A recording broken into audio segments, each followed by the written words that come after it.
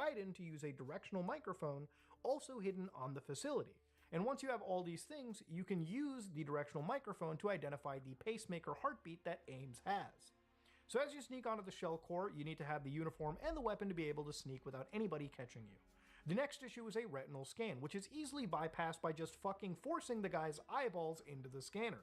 And it's also revealed that there is now a nuke on the facility, and the terrorists have the code to activate it using the nuclear football, or the briefcase that Vamp was carrying into the core. Ninja also reveals that Big Shell isn't a cleanup facility. It's a cover-up facility for a new Metal Gear that's housed deep underground. So when you finally get to Ames, he reveals and points out that he was sent in by the Lolly Lule Lo, like Raiden also was, apparently, to which Raiden is completely shocked. Ames mentions the president is sent to the core of Shell 2. Ames also mentions that the president's biometric data, his heartbeat, and, well, everything that powers a president, all of these biometrics actually feed into the launch code of the nuke. So if there's any form of coercion, like if you put a gun to the president's head, the president's biometrics are invalid. So out of the president's own free will he be allowed to use the actual nuclear football. And he also needs to provide hourly confirmation, or else the system refuses to even function. The nuclear football is also revealed to operate Metal Gear as well, and it's even brought up that the whole tanker incident, the ecological disaster, and the cleanup operation are also part of this massive cover-up. In fact, Big Shell is just camouflage for this Metal Gear project deep underground. Ames reveals that the nuke is the plan all along, and causing a strike is actually the intention of Sons of Liberty. What they want to do is trigger a global recession, liberate Manhattan, and turn it into a republic. Now remember, I want to remind people that this game launched very shortly after 9/11. Plenty of games had to actually change last minute, like Grand Theft Auto 3 when it came to blatant references like the NYPD squad cars. So Metal Gear Solid 2 was slated to release about a month after 9/11, and according to Kojima, something like 300 changes had to happen for the game to even come out. At some point in the game, apparently Metal Gear was supposed to attack New York, which, reminder, with 9/11 would have been fucking insane if that was actually going to happen. Even Kojima thought it probably wasn't a good idea to release the game after this tragedy, and it wasn't until Kagemasa Kazuki, the founder of Konami, had actually responded to one of Kojima's emails regarding this matter, and it said, "I have made up my mind, the game should be released. What are your thoughts?" And this is effectively how Kojima actually nutted up to release this crazy game. It actually ended up, obviously, coming a few weeks after, with delays. But again, at a massive risk of being completely cancelled at one point. So trivia hour aside, Ames has a heart attack reminiscing both President Baker and DARPA chief from Metal Gear Solid 1. Ocelot discovers Raiden, almost taking an early bullet to the head if it wasn't for a cyborg ninja coming in for the rescue again. The shell core goes on alert, forcing you to escape and head towards a central bridge. At the central bridge, Snake tells you it's booby-trapped and you have to look for a few control points and snipe them before moving on to another boss battle. The boss battle is the Harrier battle, which kind of is like the previous game's tank battle, as you're going up against Solid-as-Snake, the third Snake clone finally revealed to be from Big Boss, the perfect clone, so to speak, the brother of Liquid and Solid. Yeah, they weren't going to go with Gas Snake, somehow Solidus was the better name, right? And if he looks old, that's because he's literally, again, the perfect clone. And again, may I remind you, he was also the former president of the United States during the events of Metal Gear Solid 1. Now he's pretty disgraced and he's running this one terrorist group. Raiden, Snake, and Otacon work together using Stinger surface-to-air missiles to take down the Harrier. It's not really a hard boss battle, just requires you to dodge some missiles, gunfire, and as long as you're not a quick equip, you're absolutely fine. If anything, I think the actual fight is a pretty nice visual showcase for a 2001 PlayStation 2 game. With Solidus losing, he gets rescued by Metal Gear Ray, which makes its appearance once again since the Tanker chapter. And here, Snake explains even more about the current predicament. See, Snake and Otacon reveal that they just got a tip about the terrorists on the Big Shell.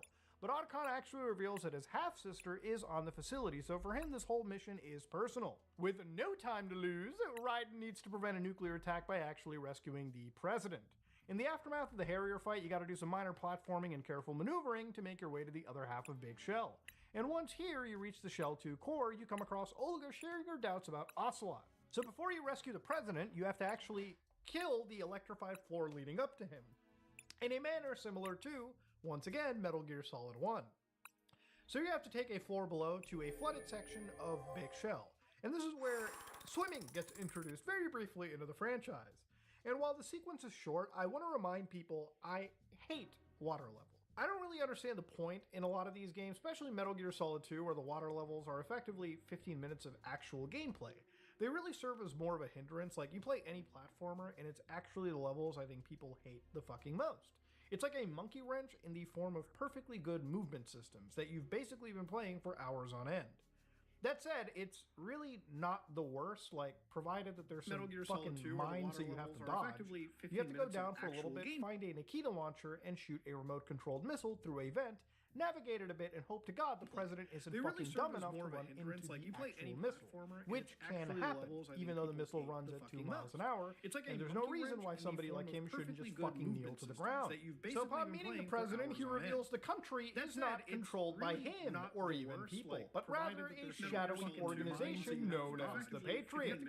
President Johnson tells Raiden he's expected him to be an assassin for, again, him betraying the Patriots. And after a little bit of a he tells us to switch to nano communications. Yeah, I don't know if I'm going to be able to talk to a guy who just grabbed my package a second before, but sure, right, I guess.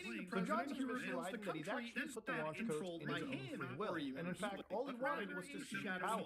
Johnson reveals that being even the president of the free world really has no power. It's all just a figurative job that's given to him by the Patriots. Wouldn't quite put it that way. I wanted power. They sought destruction. But why stoop to terrorism? I wanted absolute power. But you're the president. You have power. No, I'm just a figurehead. What? I don't have any control. The real power is in the Patriots' hands. The Patriots? The truth behind this country. I'm not surprised you've never heard of them. Very few are aware of their existence, even among those with code word clearance. Huh? Politics, the military, the economy. They control it all. They even choose who becomes president. Putting it simply, the Patriots rule this country. No. Hard to believe, isn't it? But it's the truth. The space defense, income tax reduction, and national missile defense programs. Every policy that's been credited to me was actually done according to their instructions. Space defense was initiated by Congress. That's what the Patriots want the country to believe. It's all a show. Democracy is just a filler for textbooks. Think about it. Do you actually believe that public opinion influences the government? No. This country is shaped and controlled as the Patriots see fit. The people are shown what they want to believe. What you call government is actually a well-staged production aimed at satisfying the public. Huh? Don't look at me like that. I'm legally sane, you know. It's not your sanity that worries me. The Patriots. Even I don't know who the actual members are. Are they financial, political, or military leaders? No one knows who the Patriots really are. Even my instructions come from a cutout. All I've been told is that every key decision is made by a group of 12 men, known as the Wise Men's Committee. Your office? The White House? Merely puppets, pawns in a game. By pledging my loyalty, an insignificant son of a senator was awarded the presidency. Of course, that wasn't the only price I had to pay. What do you mean? Even if a pawn becomes a queen, it is still just a playing piece. I wanted to leave my own mark in history, but my ambitions were... You'll understand someday. I wished to be a member of the Patriots. I wanted to wield the power of a king instead of being an expendable pawn. And that justifies acts of terrorism? Yes. I'd intended to use the new Metal Gear as a bargaining chip. Bargaining chip? But I underestimated Solidus. He actually wants to challenge the Patriots, even if it means the destruction of the world. What are you saying? Whether you believe it or not, the balance of power rests in the hands of the Patriots. They regulate the country's various interests through controlled presentation, staging a drama that is palatable to the general masses. Can you imagine what would happen if they ceased to function? Picture a massive political vacuum, a space that every powermonger will try to fill for their own greedy ends. I'm talking about an unregulated power struggle, panic, civil war, chaos. Like it or not, the Patriots is an organization that must continue to exist. So you changed your mind because you wanted to avoid global chaos. Exactly. So yeah, you have a group of the Patriots that control every aspect of the country. The president who wanted power ends up betraying them only to realize that they need the Patriots to ensure some level of safety and security for a country, if not the world, to operate. And this is a pretty big bombshell that not only continues to snowball into the next canonical entry in the franchise, public opinion doesn't matter, and democracy is nothing but a drama that people consume only to be blinded by the truth. Arsenal Gear. That's the code name for the new Metal Gear. Arsenal? That's right.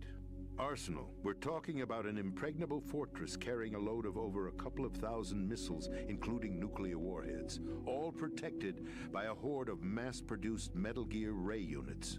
Mass-produced? The Ray unit was originally designed for the Marines to be used as a countermeasure against the Metal Gear variations throughout the world. The Patriots had Ray redesigned to protect the new Arsenal Gear. So now anti-Metal Gears are guarding a Metal Gear. Ironic, isn't it? That's not all. Arsenal Gear has full access to the military's tactical network, giving it the ability to exercise absolute control over our nation's armed forces, not to mention our nuclear armament. In short, Arsenal was created to be the core of our country. What kind of idiotic weapon? Weapon? No. You're not seeing the full picture. Arsenal Gear is more than just a military tool. It is a means to preserve the world as it is. It will establish a new form of control. The Patriots will use it to keep their place as the country's true rulers. Right now, they feel pressured and threatened. By what? They fear an overabundance of digital information. The world will drown in the coming flood of information, and they along with it. The Arsenal plans include a system to digitally manage the flow of information, making it possible to shape the truth for their own purposes. In short, the Arsenal system is the key to their supremacy. The key? Yes, the GW system is the Patriots' trump card. Arsenal Gear will be fully operational when GW is successfully integrated. Once operational, it will be a completely new form of power for the Patriots to wield. The army is one thing, but the internet, or rather the overabundance of growth of it, scares the actual Patriots, to the point where using a digital system to control the flow of information is paramount. Remember, this game came out in 2001. The internet was pretty relatively early in its infancy, and while for Japanese audiences, they were pretty much on the cusp of social media. But for the rest of the world, when you're accessing the internet, a lot of websites used to be quite simple. Forums were just starting out, and anybody who managed to log on and had a bit of technical expertise put together in their own blog. Some of these sites are even shown in series like deep web browsing. The internet back in 2001 was far simplistic. In 2001, there were estimated 513 million users that were on the internet globally, and by 2022 that number ballooned to 5.5 billion. While the internet as a tool of communication is still in its early heyday, the impact in how we talk to each other, share information, and importantly build on memes and culture has completely radically shifted because of this invention. When I remember my first email account having a storage limitation of like 5 to 15 megabytes, this is before nowadays when most new accounts give you gigabytes of storage for free, not just for emails, but for plenty of information, videos, photos, anything. Users didn't just grow, the speed of what we transmit also blew through the roofs. It used to be loading a 240p video would take you all night on a good connection, and now people can watch videos like this at 4K or 1080p, whatever, through cellular internet at a complete high quality. Needless to say, anyone on the planet can have a voice where thousands, millions, if not billions can hear about any topic they crave. And that level of freedom and information is what scares the Patriots. Analogous to reality, we live in an age of actual misinformation. Months ago I showed myself deepfaked into Billy Butcher. In less than a couple of weeks out of that, people have been scamming users by live streaming as Elon Musk impersonator. Nowadays, when any tragedy occurs, the first reaction isn't just shock, it's looking at a tragic image and looking at any sound, video, or broadcast and asking yourself, is it even real? Is what I'm seeing real, or is it clever AI manipulation? We live in an era where so much information is uploaded onto the internet with the capacity of creating fakes so easily that you can't trust anything you read on the internet. And unless you see something with your own eyes, or you're able to still decipher actual AI errors, it's hard to trust anything on the internet. We often joke about Facebook boomers, but over the last few months, with so many fake images and videos shared on various social media sites, it's not shameful to say that you were confused.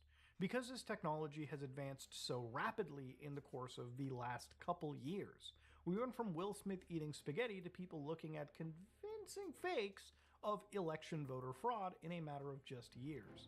And in an era where social media companies can effectively turn the change and tides of entire elections, if not global events, it's something you have to really worry about. You have to be able to identify if things are real or clever pieces of misinformation. And that's not something that scares just governments, but again, people as well. In a day, you can spark world opinion and anger over a topic that is quickly revealed to be completely untruthful. Damage is done, and sometimes it can take forever, if not at all, to even recuperate from the actual damage that it's caused. It's that fear that patriots have as well. It doesn't have to be this evil, shadowy organization. In their minds, they're securing the future for humanity, even if that future means controlling the information we consume and generate for our own safety.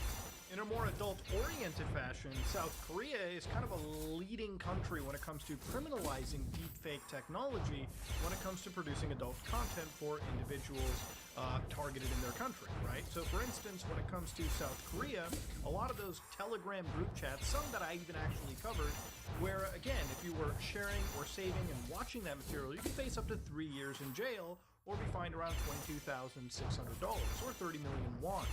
So of course, the further and further the government wants to go to protect people from sexual violence or victimization, they are upping the actual punishments and upping the actual fines. So again, this is a pretty serious topic that again, in this aspect is kind of treated differently around the world. But of course, when it comes to misinformation, that may be handled differently. But these are all ways that the government is kind of catching up to how quickly artificial intelligence is evolving. The thing is, in our world, we don't have a Patriots group, as far as I know. But in the Metal Gear world, all of this was already planned ahead. The president reveals that Raiden needs to find Emma Emmerich, Otacon's mentioned sister, and discuss how to stop this takeover, as she's the system engineer of the GW AI cluster. Once the president spills the beans, he asks for Raiden to kill him, before the final check for his ID for the nuclear strike. Ocelot comes in and does the job instead. President Johnson dies and says, without free will, there actually isn't a difference between rebellion and submission. And that is something that I think anyone can agree with. Snake reveals he knew about Arsenal Gear and Raiden the whole time, and Raiden is shocked at why he was never told this, and Snake just says, you never asked. Fucking dickbag. Snake describes the 2 years attacking a dummy tanker to steal Metal Gear Ray, and they sent a new tanker just to destroy to set up the cause for the Big Shell environmental disaster cleanup.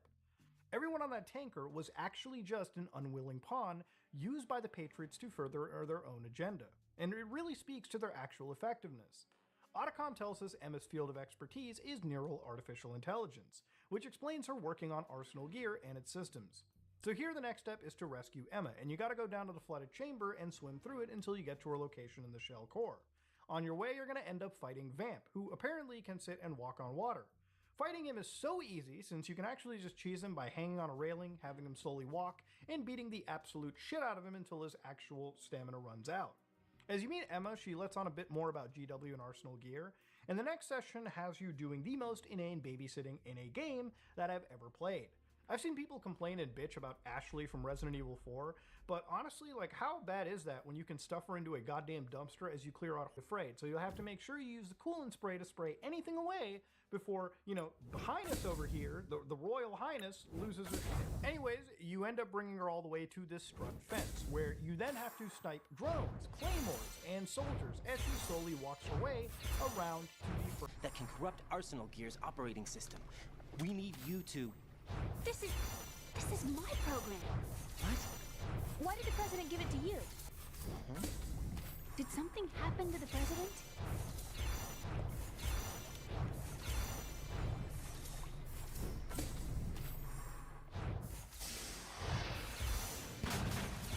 President. He's dead. What? You actually wrote this virus? It's not really a virus.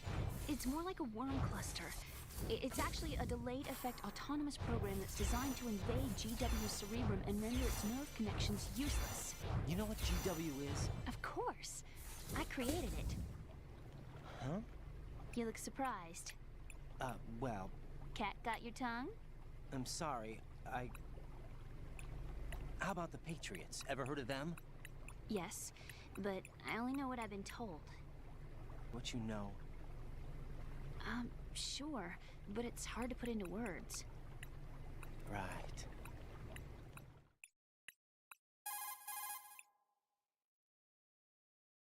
Are you reading me, Emma? Yes, loud and clear. The president said that Arsenal Gear was the Patriots' key to supremacy. That's as good a description as any. What exactly is it? It's a massive data processing system capable of control. There's actually 100,000 according to the original theory advanced by the scientific community. Information regarding the remaining 60,000 was suppressed by the Patriots. No. Why? How would you know? Do you know what a gene looks like? Did you count them yourself? There are research organizations. Of course. And their reports have already been subtly altered. They're even beginning to believe the doctored reports. GW is a system that allows the Patriots to decide what will be recorded in tomorrow's history. So what we're talking about is one huge censorship system for deleting information which might be inconvenient to the Patriots. Exactly. The actual physical core for handling the task, GW, is installed in Arsenal. It's the only system in the world with an optic neural AI that has a parallel processing capacity of 980 trillion Hammets. I suppose that being a specialist in neural AI and complex logic played a significant role in your association with the Metal Gear project. That's not the only reason. What do you mean? I guess there are plenty of other reasons. Yes, there are. I understand. Do you? So Arsenal Gear was actually designed to protect the GW system, wasn't it? Yes. It's armed with everything, including nuclear weapons, and is fully equipped with cyber-terrorist countermeasures.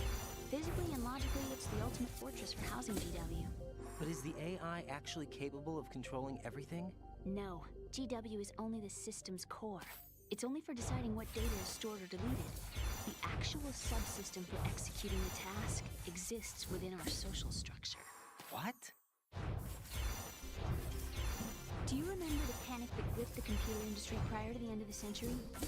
You mean the Y2K problem? That's right. If you recall, our government supplied the world with a countermeasure program, using the internet at full capacity. The program was distributed to every governmental organization, every key facility throughout the world. In addition, the same program was included in an OS application for distribution among the public.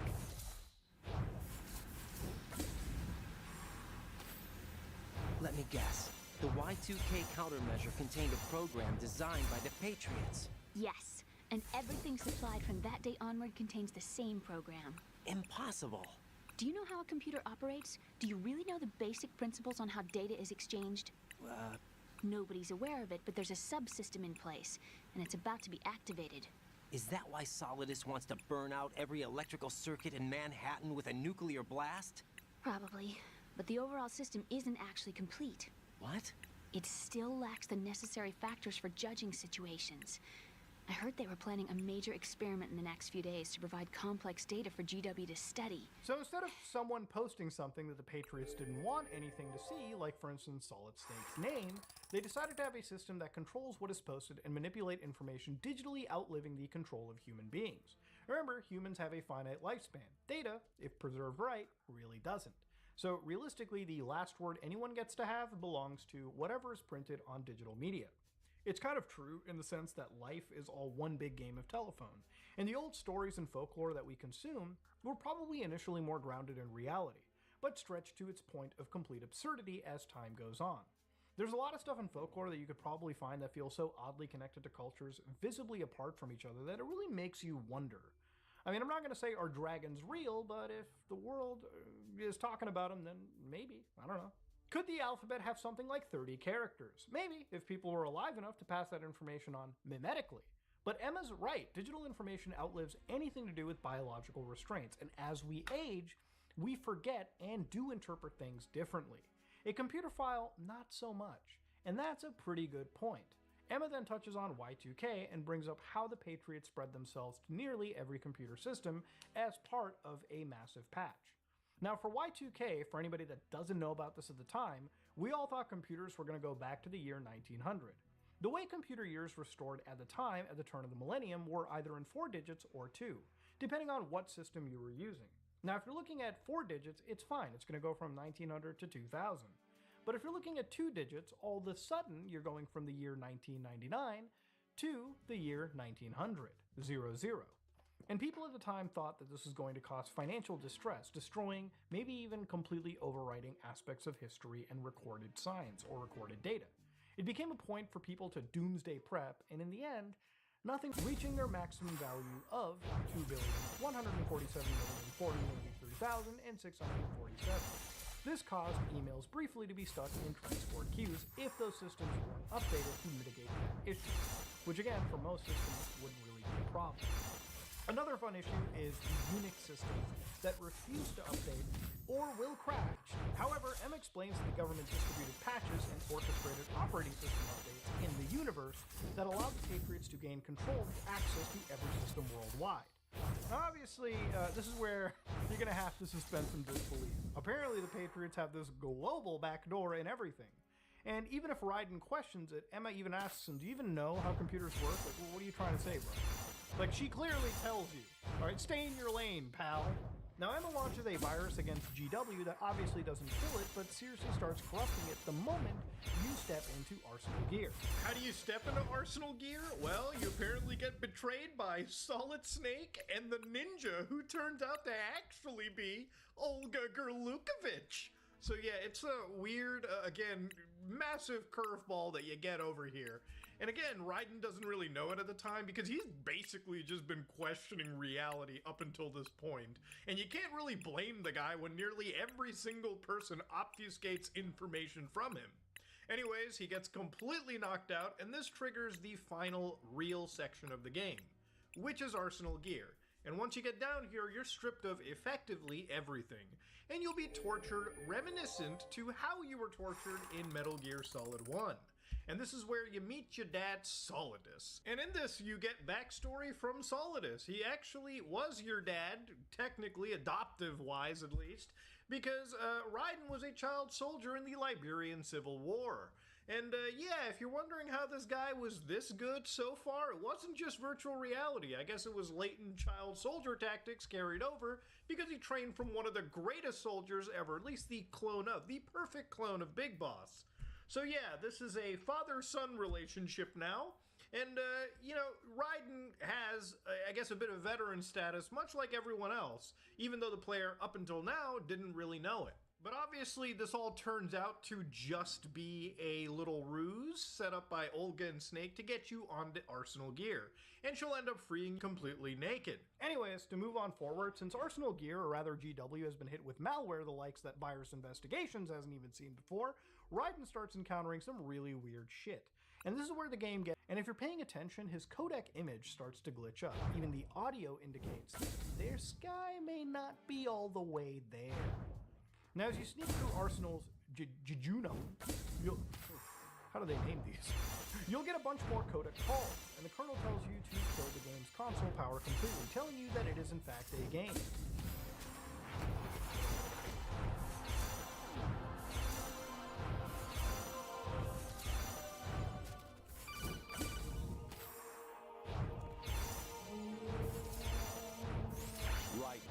Turn the game console off right now. What did you say? The mission is a failure.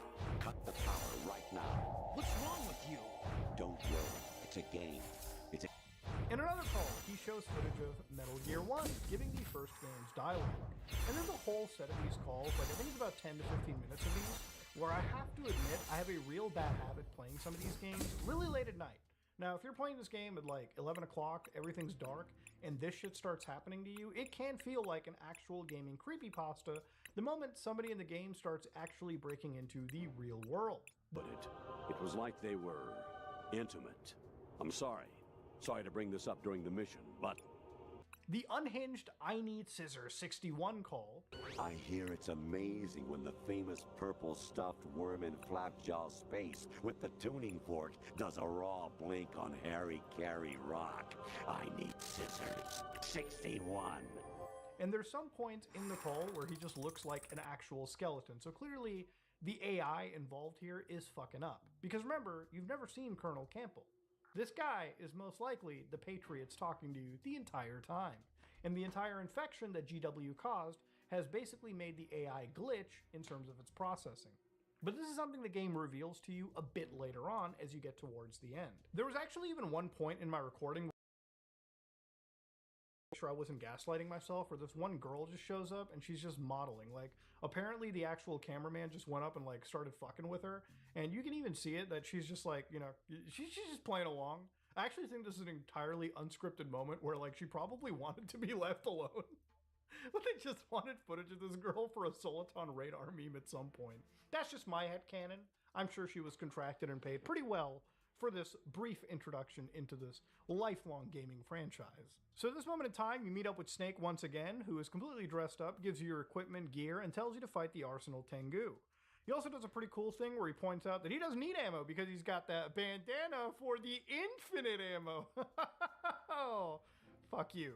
You also get access to the blade, the HF blade, the high frequency blade, which you can use to cut and wipe any enemy on the map.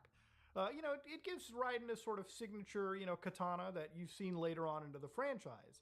It's just kind of a shame that you get it pretty much at the very end of the game. It would have been fun to actually run around and slice people all the way throughout Big Shell had I had this a little earlier.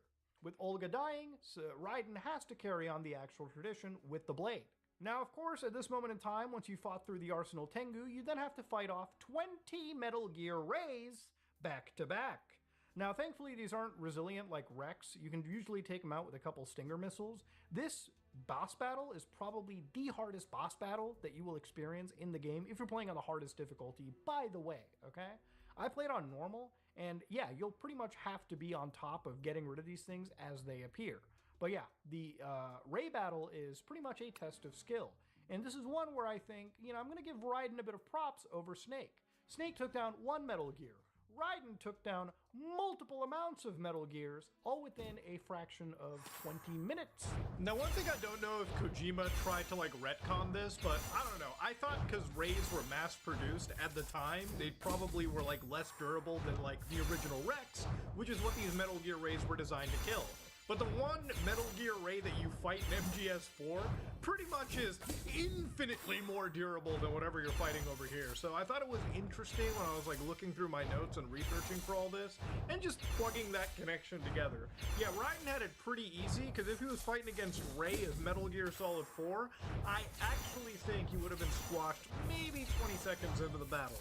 But thankfully, plot armor is a thing in these games. But before that Ray fight, Solidus reveals to Raiden that he's been observing him this whole time, and he mentions something known as the S3 plan, a plan that the GW called the Solid Snake Simulation. It looks like you've remembered the way you used to kill in the old days. Or is it one of the S3 plan's proud achievements? What are you talking about? It came as a complete surprise when Ocelot discovered the S3 data from GW. Not a bad idea, though. By VR regimen, sound like someone you know, Jack? I'm sorry to see you reduced to one of the Patriots' puppets. But I've made use of you, and their plan, too. Solid Snake's sudden appearance, your arrival. It was obvious the Patriots were among my ranks. I had to smoke out the agent before the mission entered the final phase. You came in handy, as bait. Jack, those days during the Civil War were as real as they come. Every day was absolute, split between life and death. You ran from it, and now you've been led back to war by something less than real.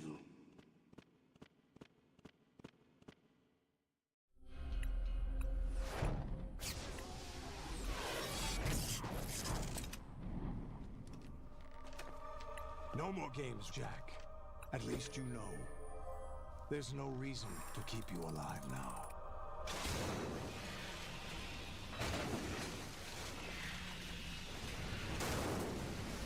Of society at large. The different cardinal truths neither clash nor mesh. No one is invalidated, but nobody is right. Not even natural selection can take place here. The world is being engulfed in truth.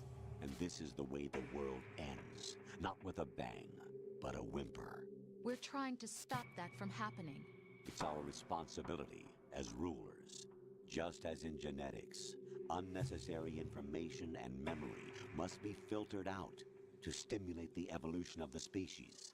And you think you're qualified to decide what's necessary and not? Absolutely. Who else could wade through the sea of garbage you people produce, retrieve valuable truths, and even interpret their meaning for later generations? That's what it means to create context. I'll decide for myself what to believe and what to pass on. But is that even your own idea? Or something Snake told you? That's the proof of your incompetence right there. You lack the qualifications to exercise free will. That's not true. I have the right. Does something like a self exist inside of you? That which you call self serves as nothing more than a mask to cover your own being. In this era of ready-made truths, self is just something used to preserve those positive emotions that you occasionally feel. Another possibility is that self is a concept you conveniently borrowed under the logic that would endow you with some sense of strength. That's crap! Is it? Would you prefer that someone else tell you? All right then. Explain it to me. Jack, you're simply the best. And you got there all by yourself. Oh, what happened? Do you feel lost? Why not try a bit of soul-searching?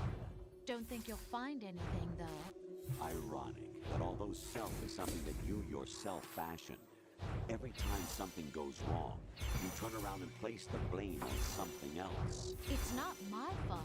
It's not your fault. In denial, you simply resort to looking for another, more convenient truth in order to make yourself feel better. Leaving behind in an instant the so-called truth you once embraced. Should someone like that be able to decide what is truth? Should someone like you even have the right to decide? You've done nothing but abuse your freedom. You don't deserve to be free. We're not the ones smothering the world. You are. The individual is supposed to be weak, but far from powerless. A single person has the potential to ruin the world. And the age of digitized communication has given even more power to the individual. Too much power for an immature species. Building a legacy involves figuring out what is wanted and what needs to be done for that goal. All this you used to struggle with. Now we think for you. We are your guardians, after all. You want to control human thought? Human behavior? Of course. Anything can be quantified nowadays. That's what this exercise was designed to prove. You fell in love with me just as you were meant to, after all.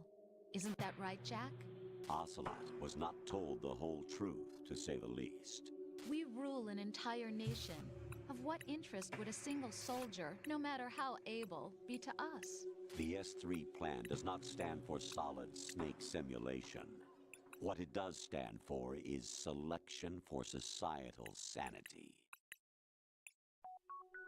The S3 is a system for controlling human will and consciousness. S3 is not you, a soldier trained in the image of Solid Snake. It is a method, a protocol that created a circumstance that made you what you are. So you see, we're the S3, not you.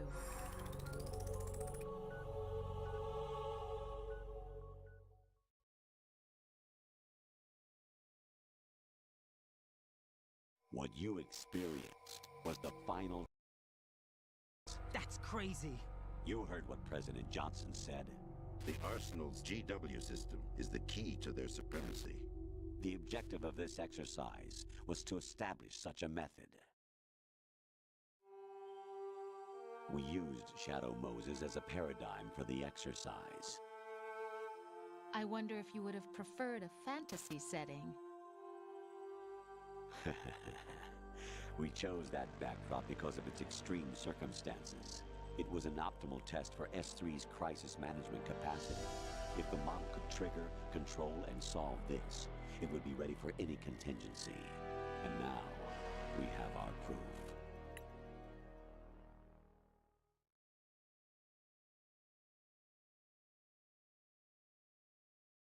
Raiden, there are also reasons behind your selection. Solidus raised plenty of other child soldiers. Do you know why we chose you over them? It was because you were the only one who refused to acknowledge the past. All the others remember what they were and pay for it daily. But you turn your back on everything you don't like. You do whatever you like, see only the things you like, and for yourself alone. Yes, Rose can attest to that. You refused to see me for what I was. I lied to you, but I wanted to be caught. You pretended to be understanding, to be a gentleman. You never made a conscious attempt to reach out to me. The only time you did was when I gave you no choice but to do so. I was just trying not to. What? Trying not to hurt me? Dear, the one you were trying not to hurt was yourself. Avoiding the truth under the guise of kindness is all that you did. It occurred to you to do nothing but look out for yourself. Even if you claim that it was for my sake, that feeling was nowhere to be seen. In the end, everything was for your sake. I was never part of the picture. Exactly right. So you see, you're a perfect representative of the masses we need to protect. This is why we chose you. You accepted the fiction we've provided, obeyed our orders, and did everything you were told to. The exercise is a resounding success. Didn't I tell you the GW was still incomplete? But not anymore, thanks to you. Your persona, experiences, triumphs, and defeats are nothing but byproducts. The real objective was ensuring that we could generate and manipulate them. It's taken a lot of time and money, but it was well worth it considering the results. I think that's enough talk. It's time for the final exercise. Raiden, take Solidus down. Think again. I'm through doing what I'm told. Oh, really? Aren't you forgetting something? If you die, my child dies. The termination of vital signals from your nanomachines means the death of Olga's child. Not to mention the death of Rose. She's wired the same way. Rose, does she actually exist? Of course I do, Jack. You have to believe me.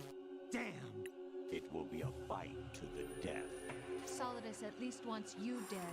We will collect the necessary data from this last fight. Then we'll consider the exercise closed. So, Jack the Ripper, will it be Solidus, the Patriot's creation, or you, Solidus's creation?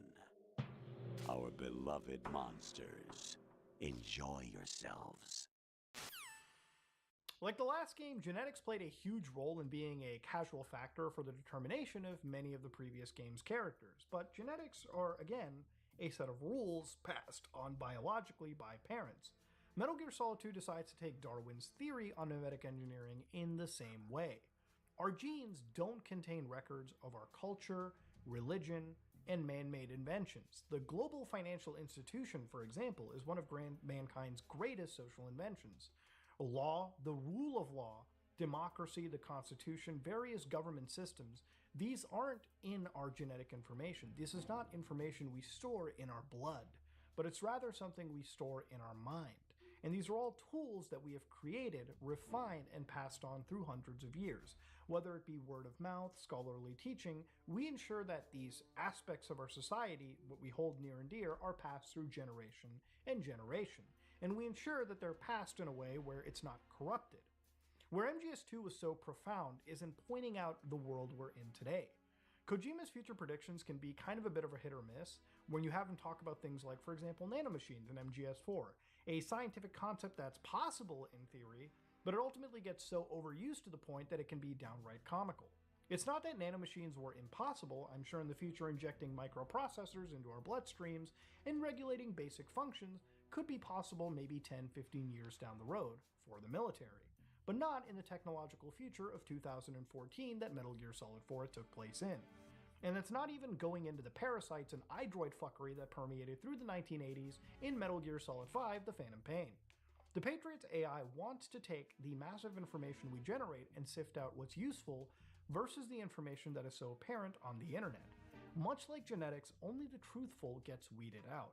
But how do you decide what truth is? The Patriots are right. There is an overflow of information occurring on a near daily basis. The amount of content that gets uploaded to YouTube, let alone every other social media service, is astronomical. According to Soaks, a company specializing in data extraction, states that for every day that happens in 2024, around 403 million terabytes of information are generated, captured, copied, and consumed every single day. The reality of it is, the more people who use the internet and the more media we create and consume, the higher this number will go.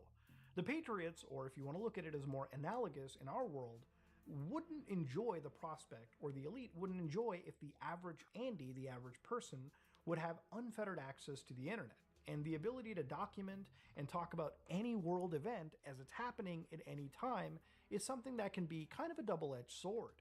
Misinformation is a pretty serious concern on the internet, and for every story, like I said earlier, seeing things with your own eyes is effectively now a requirement with how easy it is to fool people with artificial intelligence. False data can be generated within minutes and then virally spread even faster, and the story can be muddied not just in a few days, but in a few minutes. Mainstream news has never been as distrusted as it is now, and with more people turning to social media channels for views and news, it's now the new age pundit that has more power than the actual traditional media plan, with hundreds of thousands of followers that can dictate and shape entire narratives. And again, when it comes to narratives, with so many different social media platforms, people can stay in closed circles and share and regurgitate the information that is most palatable to them. It doesn't matter what the truth is anymore. It just matters what truth gets the most attention. And I'm not saying what truth is right or wrong. But the importance is, I've always placed, is when you're seeking the truth and facts, it's always best to amalgamate the information you gather on the internet from numerous sources and use analytical judgment to weed out what is more likely, misinformation or what the truth is.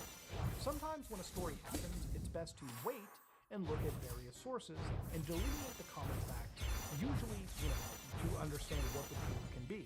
But it's just as easy to regurgitate the most viral post and make mistakes spreading misinformation, something that I and many people on social media at times have fallen for. It's that mass chaos of the Patriots, or the powers that be, if you want to, put this analogous to our world, want to monitor and contain. Junk data, if it is junk data, when it actually is blatant misinformation, can at best be a nuisance where people have to waste time trying to counter it, and at worst, can spread seriously dangerous information, when it may have to do with things like public health or even a geopolitical conflict. A light example of junk data is the words of Terrence Howard. Now, for the most people who look at this guy, there's going to be a lot of people that look at him as batshit insane. But one thing that I'll bring up is his 1 × 1 = 2 argument. So this is one actual post by Terrence Howard, a actor, at the time. I've never watched anything from him, so I'm not really an expert. But this is something he unironically posted about 1 × 1 being 2. So if you look at Terrence Howard, he'll say, unbalanced equation argument. 1 × 1 doesn't equal 1, it equals 2. So first and foremost, he says it's not a finished equation. But what he says, in the case of 1 × 1 = 1, we have an unfinished equation, which is completely false. This is not unfinished. because we have 2 1s on one side of the equation and 1 1 on the other side. So again, if you multiplied these two, this would just be 1 equal 1. So to attempt to balance the equation by first making sense of it, let's label relative factors. So at this point he gives 1 a value of A, this one a value of B, and this one a value of C. So again, it's already wrong right over here. But Mutahar, how is it wrong? How is Terrence Howard wrong about this? How is going through all of this stuff going to be disproven? In multiplication, the best way to describe it is repeated addition, right? So in this case, when you have 1, this one value represents what you're actually repeatedly adding. And the multiplication is the value you're repeatedly adding it by. So if you have 1 stack of 1 item, okay, you only have 1 item. It's why when you multiply any number by 1, you actually get that base number. So for instance, if you're multiplying 9 by 1, if you have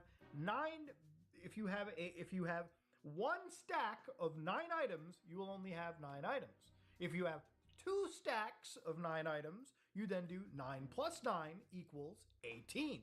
So Terrence Howard is trying to argue very basic mathematics. And the thing is, this guy's been on shit like Joe Rogan.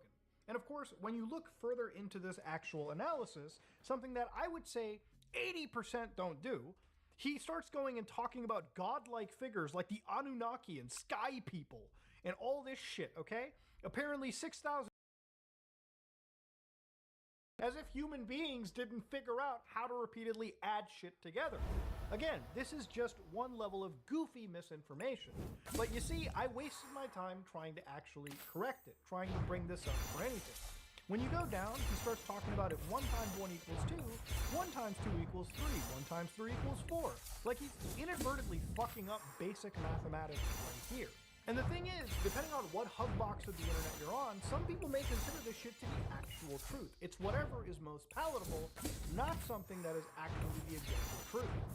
About a week ago, an actual pharmaceutical CEO in the United States was shot dead in Manhattan.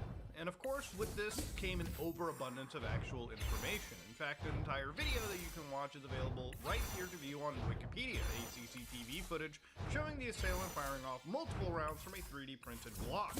But of course, even assassination shouldn't happen.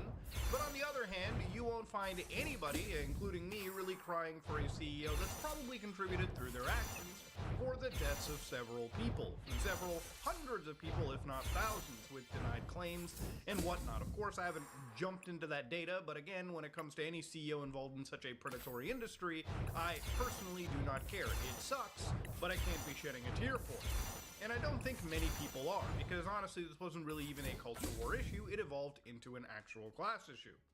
For a few days, nobody really knew who this guy was until it ended up coming out that it was actually Luigi Mangione, translates, by the way, to mansion, so take that Nintendo meme all you can to the end of the world. But ladies and gentlemen, this guy ended up actually being a pretty educated individual committing an assassination, and of course, there is an overabundance of information, and this video isn't exactly focusing on it. It's just focusing on the amount of information, just like the world of Metal Gear Solid 2, where information and the use of the internet by plenty of individuals has led to, again, all of this data flowing around. But how do you prove what data in here is good versus what is junk? What kind of information should float onwards and become part of human memetics, and what part shouldn't, is the question the Patriots wanted to answer. Now, of course, in our world, this information flows pretty freely. But of course, in the world of Metal Gear Solid 2, the Patriots already have control over what data packets are being routed through what computer. So it really is, in their world, what human beings want to know and what human beings should know, and it's really up to them. It's so fucking weird in this universe that it really asks us to think about the content that we produce. Was this video real, or was it a lie? What really matters other than your direct interpretations of the world around you? Ladies and gentlemen, if you like what you saw, please like, comment, and subscribe. Just like if you dislike it, I am out. Hello, guys and gals, me Mutahar, and ladies and gentlemen, 3 years ago I made a video titled, What is Temple OS?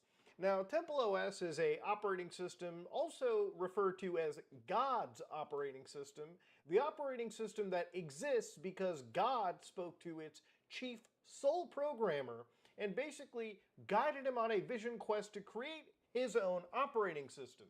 Now, I made this video 3 years ago. It's about 42 minutes long, and it kind of goes into the history of how this thing sort of came into fruition. So if you're interested in how one person made an operating system after they quote-unquote spoke to God, this is the video. But beyond just that, I wanted to look at the actual operating system today, because over the last few years, there have been a lot of surprisingly interesting developments. For instance, a lot of sages and saints, if you will, have come together to basically keep this operating system alive long after its owner's demise, and basically fork it and create their own forks and versions of operating systems.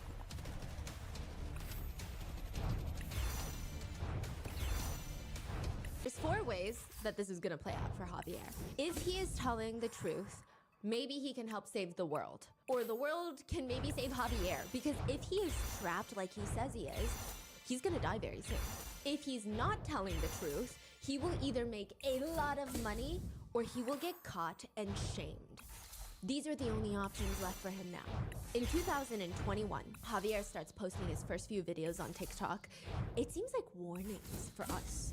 I don't know, for humanity, that's what it feels like. Javier starts by explaining he does not remember what happened or how it happened. He just remembers he woke up in the hospital one day. He's hooked up to a bunch of machines in the hospital bed. He doesn't know how or why he's in the hospital, but he gets expecting fellow sick patients or people crying, coughing, machines beeping. Nothing.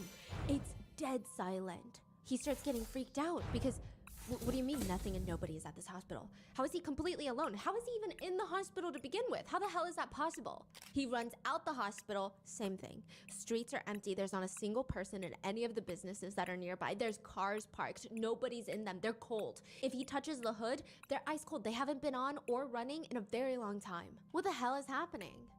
He manages to get his phone. He takes a video and he posts it online. He writes in the TikTok, "I woke up in a hospital. Humanity has gone extinct. There is no one in the shopping centers. The date today is February 13th, 2027. What?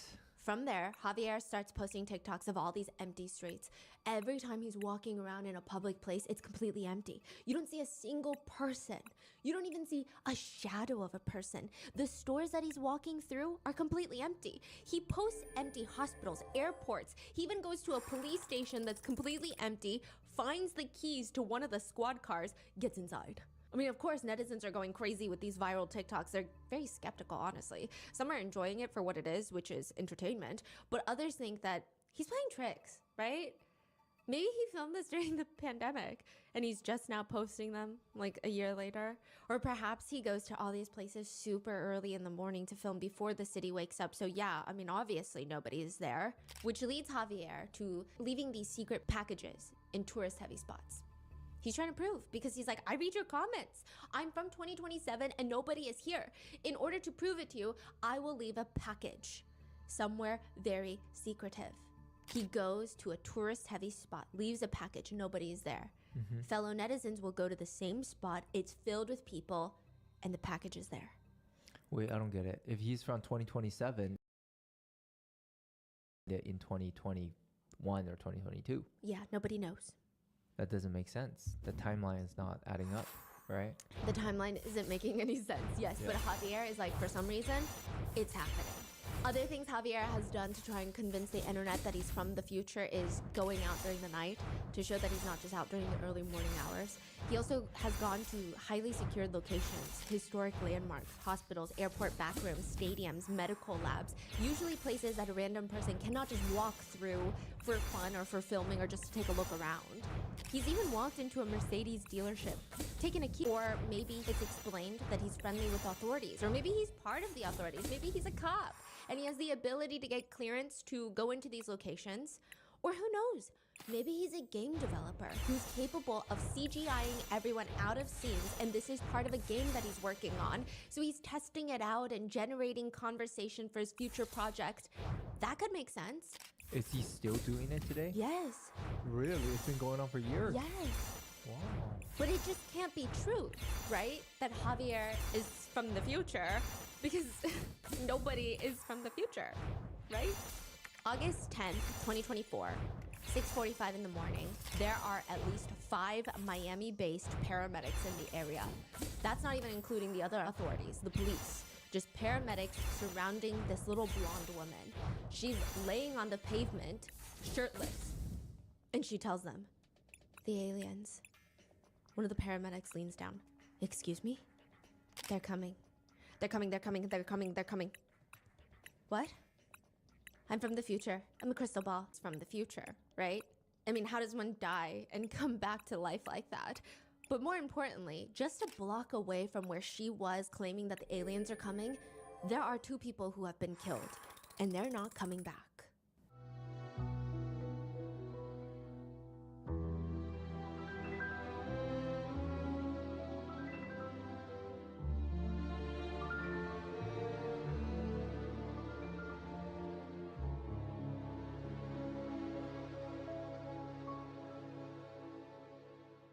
We would like to thank today's sponsors who have made it possible for Rotten Mango to support the JED Foundation. The JED Foundation is a nonprofit that exists to protect emotional health and prevent substance misuse in our nation's teens and young adults. This episode's partnerships have also made it possible to support Rotten Mango's growing team, and we would also like to thank you guys for your continued support as we work on keep going north, where they're running from, or do you U-turn and start running with them, and nobody's really telling you what's going on. They're just running. Like they're panicked, screaming, running? Yeah, like they look like they're on a mission. Something has happened. They're running either away from something or to something. Oh yeah, I'm U-turning. You're U-turning? Yeah. That's exactly what Macy Lathers does. She's wearing blue jeans, a red hoodie, the hood is pulled over her head, and she's briskly walking in one direction. There's CCTV footage of her. She's like 24, right? Now, clearly, she is not out for a morning jog. She's wearing jeans. But she does seem like she's sort of in a rush for something. She's walking north when a bunch of people start running in the opposite direction. And she has this, there's one car they're having to pry open this crumbled piece of metal. A piece of the car has to come off so that they can get the victim out. There's 3 cars, a white Mercedes, a black Range Rover, and a silver Suzuki. It appears that the white Mercedes ran the red lights going 80 on a 30 road, slammed into the black Range Rover. The black Range Rover and the white Mercedes then both slammed into the silver Suzuki. It caused all 3 cars to be completely smashed. Ultimately, the driver of the black Range Rover is rushed to the hospital, injured but alive. 2 passengers in the silver Suzuki, Abraham Molina and his friend Jesus Rubio. Macy, the one that was running with the red hoodie, she is seen. She's the one that U-turned, right? She manages to slip away from the crowd where 1 block away, she's now on the ground throwing up, just in the middle of the street. There's so much going on at 6:45 in the morning on this Miami intersection. She's now completely topless. Her red hoodie is off and it's down the road. Wait. She made a U-turn? Ran back from where she was coming from. There's 3 cars piled up, and then she takes a turn and starts running down a block. But somehow her top is off. Her shirt comes off. She's completely topless in the middle of a street. There are 2 officers standing there guarding the scene and guarding Macy in a sense. It appears like they're trying to get her up, but it's not working very well. I mean, the whole thing is difficult. She's kind of slugging around on the pavement. There's a whole group of construction workers watching the whole thing unfold. Some of them are filming, which is alarming considering she's topless. But nevertheless, there's this big wet patch on her pants. Evidently, she peed herself. And eventually, the officers give up on trying to get her up. They're confused on what's going on. There's a female officer on site who looks like she's thinking through if this career path is even worth it. And in the perfect timing, Macy is on the pavement screaming, "Ah!" To tell her, calm down, calm down, calm down. I'm from the future. Awesome. Amazing. I have a crystal ball. I'm from the future. Oh, crystal ball can live off me. Ma'am, what did you take? Tusi. Pink, pink, pink, pink, pink, pink. Oh, fuck. Tusi, pink, pink, pink, pink, pink. Oh. See, John, oh, he's over the corner.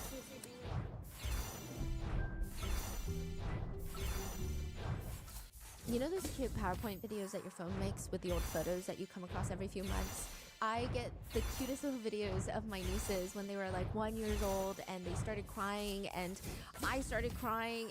It's beautiful. I love going through those. And I'm sure all parents can relate. Or like they do the pet friends, you know, they always have those. And I realize that they frame photos and videos from your phone.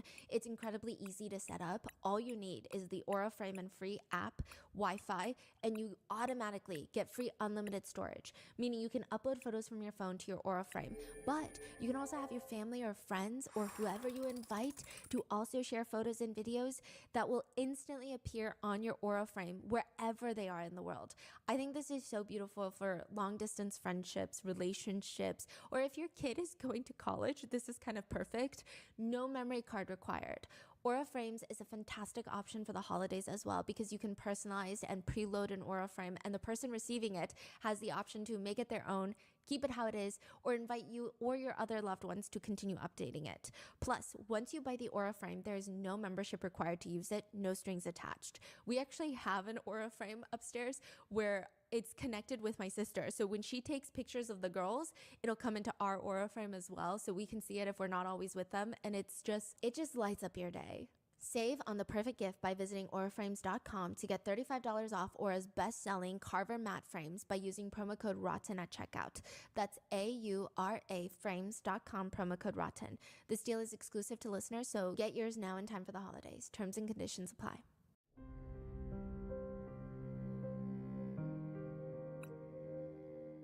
In Colombia, there is a woman, not many people know her real name. They just call her the Queen of Tusi.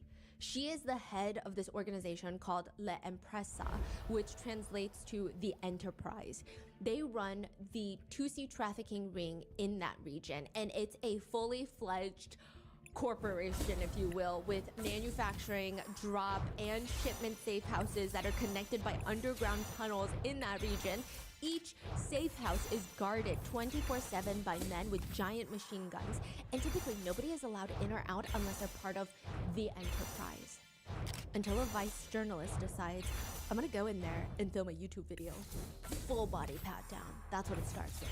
Only then is the Vice team allowed into one of the safe houses to see the supplies. And it's just these giant bags of pink powdery substance. Wait, they let the Vice team come in to film?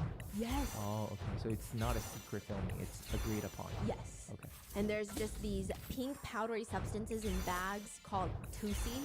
It looks like sugar dyed pink. It looks like something my nieces would bake with. As for what the pink powder is, that depends on who and when you buy it. And even then, each time you can get something else entirely. Mostly it'll be some sort of variation or mixture of caffeine, which technically can be used to treat medical conditions. Some patients will be prescribed it to treat pain management as well as mental health treatment, mixed with MDMA, aka ecstasy, or mixed with sometimes, and potentially even fentanyl. Believe it or not, some drug traffickers will even add caffeine to it to bulk it up. Some say it enhances the experience because caffeine is a stimulant, but most traffickers who care about profit margins will say caffeine is legal, it's relatively cheap, it bulks up the mixture. You're adding powder and it's sold by weight, and it reduces production costs while still providing the stimulating effects. These days, the pink powder is known as pink cocaine or Tusi. Yeah, it contains relatively no cocaine nowadays, nor does it contain 2CB. 2CB, it's what it's named after. 2CB was actually first synthesized by Dr. Alexander Shulgin. He's an American pharmacologist who is known for creating over 150 drugs throughout his career. He's actually quite a fascinating character. He was well known for willingly testing his creations on himself. For documentation purposes, he said. In his book, he writes that 2CB was by far one of his fondest creations. I mean, his whole career, he said he was focused heavily on creating psychedelic compounds that could be used for therapeutic treatments. Therapists who have tried 2CB with their patients said, you know, it actually was pretty helpful. It just created an open space to talk to the patients where they could access their emotions that they would never normally open up about. It would be normally guarded off. It feels mild, not too harsh of a drug that shocks the patients into some sort of reaction. It doesn't leave them confused afterwards. It's actually quite gentle, at least the way that we've trialed it, that is. A lot of therapists liked what they were saying, but everything kind of falls apart when 2CB starts getting marketed as a way to increase stamina in intimate settings. People start using it recreationally so that they can see each other naked. The DEA freaks out because when used recreationally, the effects are unpredictable. If you take too much 2CB, and some people have reported when they took too much, they become irrationally violent. They don't identify as violent or angry people, but they'll take it and they just want to choke someone. They classify 2CB as a Schedule 1 controlled substance, right up there with heroin and where they just start doing violent things. Sometimes that lasts up for 12 hours. Some experts believe that the visual hallucinations are stronger than what you get on LSD or even shrooms. And it has been argued that the potential medical benefits are not really there. Additionally, the potential dangers of the drug just might not be worth it either for society. 2C, even though it's named after 2CB, the chemical compound, it no longer contains really any 2CB. So it's called pink cocaine. Nowadays doesn't really contain cocaine. It was called 2C after 2CB doesn't really contain any 2CB nowadays. That's so odd. Why do they do that? It's cheaper, more affordable. Okay. Add those in with caffeine, bulk it up. Okay. So they're just using the same name. Yes. Okay. Yeah. It's the whole thing is very dangerous because every trafficker makes 2C differently. And sometimes each time that they make it, it's different. One netizen writes, "It's not a real drug. You guys, it's a Frankenstein monster, a random shit that should almost always be avoided unless you send it to a lab for testing." Another netizen said, "It's the fish soup of drugs. Do not buy the fish soup."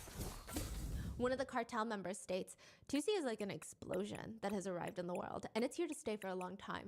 It's a gold mine. It's a #1 among young kids. It's for kids who don't want to sleep for 3 to 4 days. Yeah, the queen of 2C even states, "The pink color attracts more people, you know? We know the harm it causes in the central nervous system, so I don't use it." Wow. But now, the vice journalist is standing in the Queen of 2C's safe house with armed guards telling him, "You should try it." He's like, "What?" And they're serious. They're not really giggling with him. And he's like, "Oh, no, thank you though. Thank you very much though." This time they're a little more firm. They're trying to signal to him in a subtle way that they're not joking. They do want him to try it. They point a machine gun at him. "Try it." "Okay, I'll try a little bit." That is how he gains their trust. That is how he tries pink cocaine on video. I don't understand what's going on. Like, yeah. Why are they allowing this guy to come in and record all of this? I don't know. Just flexing? Like, what's going on? Nobody knows. Yeah. He ends up trying 2C for the first time that night, and only then do they invite him to see how they make the product.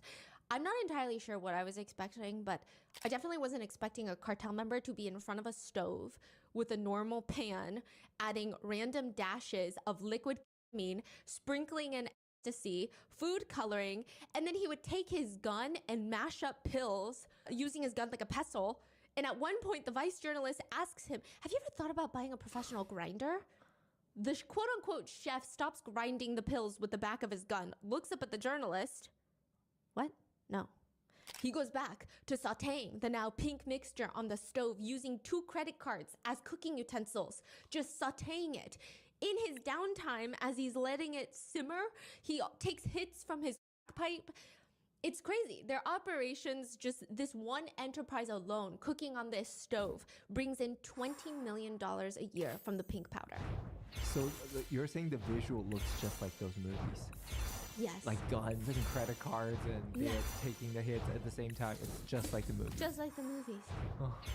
One doctor says, people can die. And the worst part about it is there's really no quality control out there on the street. So you don't really know what you're getting. I mean, they're referring to this as cocaine, and they're making it pink because it's easier to market and easy to sell because it looks cool and it sounds like cocaine. So you're like, I know what cocaine is. But it's very concerning to law enforcement because whatever drug is out there is going to alter someone's mental state, and you don't even know what's in there. You're playing Russian roulette with these types of drugs. Everyone's concoction is going to be different from the next person's. One netizen states, "I got a bag of it once. For me, it was like, more so, but I was a little more awake than usual. Friend of mine tested it, but found it also had side, so there's that." One netizen claims they've seen a supplier make a batch and said they just use whatever is left from the other drugs. They don't measure anything. Like whatever's on the table, just now with pink coloring. It's like leftovers. Another netizen agrees, writing, "It's just a cocktail of whatever random drugs the cartel janitor swept off the floor the previous night, mixed together, and then dyed pink. There is not one standardized formula for pink 2C." One person who has been high on it says, "I honestly thought I was losing my mind. I mean, everything went psychotic. I saw demons everywhere. I thought my brain broke and I was gonna be left in this psychotic state for the rest of my life. I never took it since. Not worth the fun."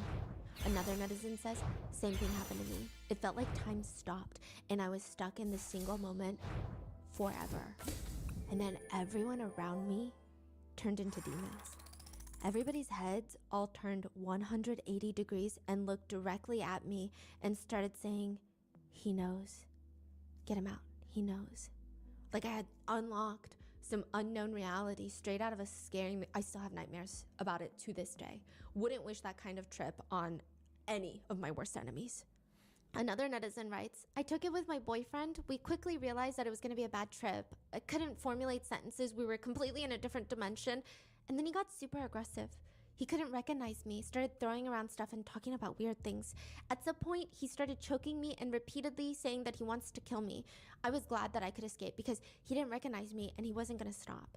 Never again after this experience. Please, everyone, be careful with this." That is what 2C is. That's also what Diddy has reportedly been allegedly addicted on. That around a bag of pink 2C. Almost. Yes. I see. 2C is what Macy tells authorities she's on. When she's laying 1 block away from a 3-car pileup that killed 2 people, she's laying on the road completely shirtless, and she keeps saying she's from the future. She has a crystal ball, and the aliens are coming. They're coming, they're coming, they're coming, coming. I know the answer to heaven. I know it's in the crystal.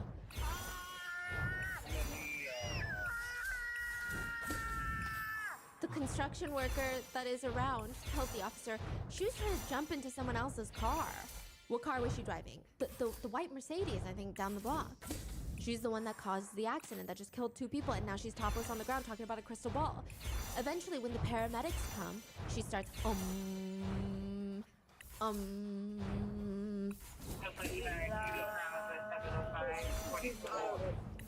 She's just staring up at the sky. I mean, it's clear that she has urinated on herself. She's out of it. The water. Wait, we live in a dome. This is how we will see it. Art. We need to create art. We need to create. My mole. I died under the crash. The officers ask her, "Ma'am, what car were you driving?" "The white car." "What kind of car was it?" "Mercedes. My name is Mercedes. My name is Mercedes. I'm from the future. I'm a crystal ball. You can live off me." Later in the ambulance, paramedics ask her for her name. "What's your name?" "Put me in a coffin. Gold." "What's your name?" "Macy." Love. You love me. You guys love me. Please. The answer is numerology. Go look at numerology.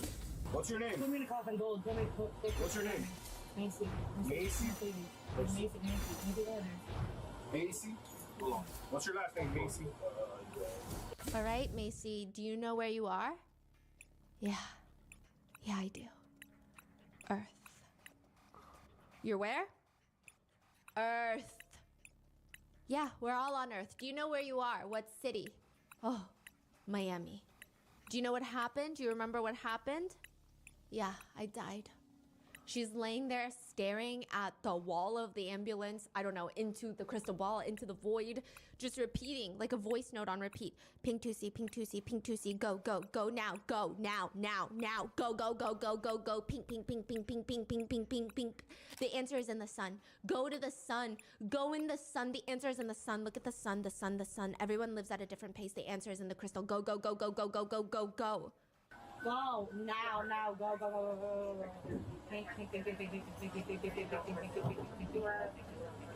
I think I'm gonna sit down, but I'm getting dizzy. In reality, Macy is clearly not from the future, nor can she predict when the aliens are coming to our planet with greater accuracy than your conspiracy theorist neighbor. She's high on pink 2C. She just killed 2 people. The most notable thing that she's done, at least from what I can find online, which makes me so angry to even say this, because how is this the most notable thing that she's done? She is a self-proclaimed Instagram model, but her most notable online appearance is on a Red Pill podcast, which, don't even get me started on the brain dead things that come out of these gremlin podcast host mouths. The host of the controversial yet not so successful podcast loves to say things like, a key that opens many locks is a master key. A lock that opens with many keys is a shitty lock. Men and women are not the same. We are not equal whatsoever. Wait. What a key that opens every lock is a master key. And then what about the lock? But a lock that opens through many keys is a shitty lock. Okay, that sentence makes sense, but what is he referring to? Private parts are keys and locks. He's basically saying, I see. If a woman has slept with many people, right, she is a shitty person. Versus, but a man who has slept with many a woman is a master key. Yeah. Wow. I don't see how is that related at all, but okay. Yeah. He's saying all of this in the episode that Macy is a guest on. He says, a man with a lot of bodies is successful. A woman with a lot of bodies is a failure. A woman's value is intimately tied to how many sexual partners you've had when it comes to finding a man. Oh yeah, no, what I was saying was like, I don't know how he and man and woman are related at all, is what I'm saying. I guess the only relation that he found was like, okay, you gotta stick it in. Yeah, which is like the most ridiculous, lobotomized comparison of like, okay, inanimate object? Yeah. What are you talking about? He also says, man can't be hoes because we're the homemakers.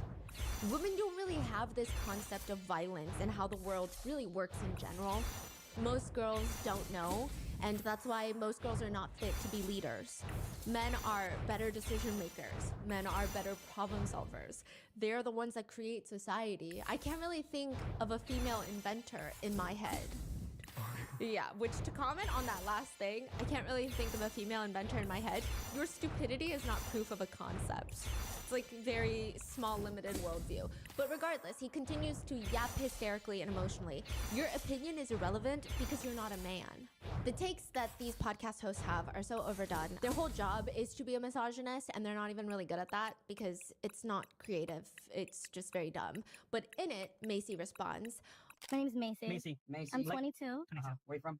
I'm from upstate New York, a super small town called Fort Plain. Right now, I'm a bottle girl, and I kind of resell things like, like sneaker drops, that. Okay. She also says, I'm celibate. I swear to God. And then she kisses her hand and sends it up to God. I'm just on a different timing. I'm just here to get opportunities and money and shit like that. After sitting through the entire hour, I think it was an hour and a half of the two smooth-brained co-hosts like giggle-gaggling, sharing their quote-unquote independent thoughts that are just spoon-fed basic red pill rhetoric you can find in one Google search or on Reddit, Macy says this about them. It's cool what you guys are doing. You guys definitely do have a strong mindset. You kind of, make it hard for us to have our own opinions. Wait, she said you make it hard for us to have own opinions, and good for you? She does make it clear that she does not agree with their viewpoints, but the same thing that can be applied for the Red Pill podcast host and Macy is, there's a quote, okay? It goes, remember when you are dead, you do not know that you are dead. It is only painful for others around you. The same applies for when you are stupid. These are the podcast hosts. This is Macy. They're all on the same side. The judge presiding over this case, well, one of the judges in this case, is the Honorable Mindy Glazer. She's actually quite famous. She went viral a few years ago because was she sitting up on the podium one day? She doesn't look particularly thrilled for the day ahead. For hours, she's gonna sit there, talk to a dozen different defendants, and she's honestly just trying to get a few pieces of key information from the defendants. Are they hiring private attorneys? Do they need the court to appoint one? Have they served in the U.S. military or the reserves? Very standard process, routine work.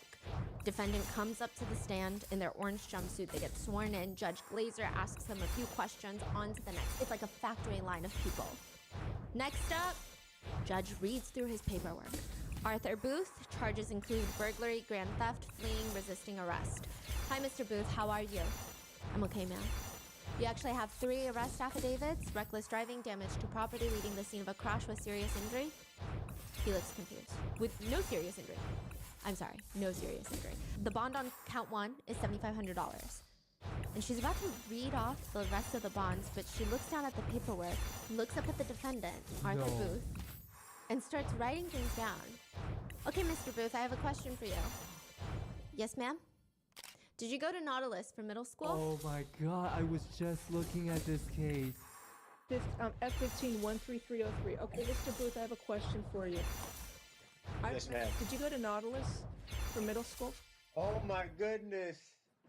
Oh my goodness. I'm sorry to see you there. I always wondered what happened to you, sir. Oh my goodness. This is the nicest kid in middle school. He was the best kid in middle school. I used to play football with him, with all the kids, and look what has happened. I'm so sorry. Oh my goodness.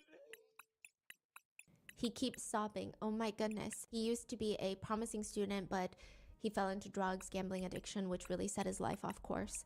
Good luck to you, sir. I hope you're able to come out of this okay and just lead a lawful life. One netizen comments, he wasn't crying because she recognized him. He was crying because right at that moment, he realized what he had become. Another comment reads, I think the realization that at some point, more or less, they were equal in some regard, going to the same school. I mean, obviously, we don't know their personal and opposite paths. I'm sure with different circumstances, he could have been the judge. And that must hit you really hard. That's what Judge Mindy Glazer has gone viral for. My husband has been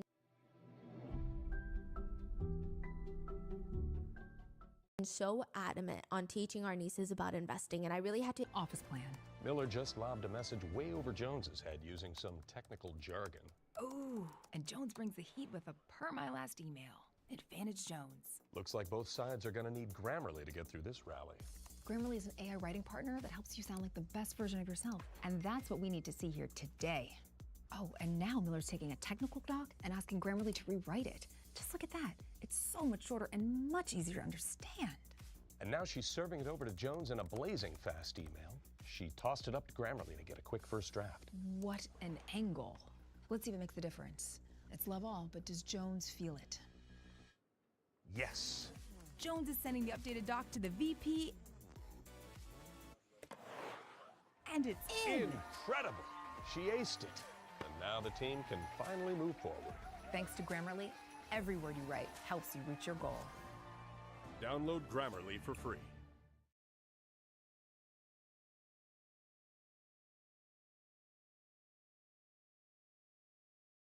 Leave no sale behind with the world's best converting checkout from Shopify. Say goodbye to abandoned carts and hello to cha-chings in every channel. When it's time to sell more, it's time for Shopify. Start your free trial today. I see people debate a lot what's better to stream on YouTube or Twitch, and it's a question I get asked a lot because I'm like Constantine, the man who walks between worlds here, because I stream on both YouTube and Twitch at the same time. I multi-stream. I am the future. I'm the chimera. There's pros and cons to each platform, but if you do both of them at the same time, you create the perfect stew. It's the chemical X to streaming. I have said since switching to multi-streaming, every single person should be multi-streaming. Contracts don't exist anymore except for on Kick, and even that I think is gone. There are no Twitch contracts. There are no YouTube contracts. They've gone extinct. Like the saber-toothed tiger. You know, like they have wiped their ass with contracts to creators. So I think you are making a big mistake if you just marry yourself to one of those platforms instead of just doing both, because you can.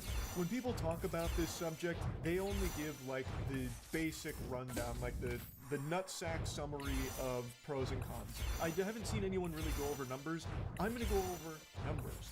And I really think that the numbers here tell a very complete story of why multi-streaming should be the norm for streamers. It's in their best interest, and for viewers too, because then viewers have a choice on, do they want to watch it on Twitch where they're going to have a much more interactive chat experience, or do they want to watch it on YouTube where they don't care about the chat experience because it's a lot more dog shitty there. It's basically non-existent chat culture on YouTube streaming, but the playback is a lot smoother, a lot higher quality, and you can rewind it, which is a nice quality of life change. Also, it's a lot better on mobile. Twitch on mobile has been a fucking disaster for me for as long as I've tried to watch Twitch on my phone. Also, the ads on Twitch, they're getting outrageous. YouTube streaming doesn't have nearly as many ads, which is a nice breath of fresh air. Like, there are real pros and cons to both, but these are just the basics. And these talking points have been worn out more than my bussy after eating anything with spice in it. So I'm not just going to be baby bird vomiting the same talking points you've heard a million times. Instead, I want to show you the numbers. I want to bring up my biggest, most profitable stream I ever did on Twitch and then break it down a little bit. It was in 2022 when Moist Esports won the Rocket League Major, the Spring Major, still one of the best moments I've ever had streaming. I peaked at 75,000 live viewers. It was a very long stream that I did, and it took home 11.7K for that whole stream. Roughly 2,000 subs, but most of it came through ads, and most of those subs were primes. Subbing on Twitch is far more common than members joining on YouTube. Membership on YouTube is the equivalent of a Twitch sub, where someone on YouTube pays $1. So like a tier 1 sub on YouTube for my channel is $1. On Twitch, the minimum's $5, but it's the same concept. You pay money and it's a subscription basically.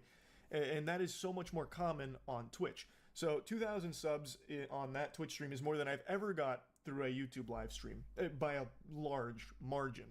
And 11.7K is the most profitable stream I ever had in my entire 7 years on Twitch. I actually streamed on Justin TV before it became Twitch. I used to do like World at War Zombies on there and shit, but then I took like a long hiatus and then came back in like 2016.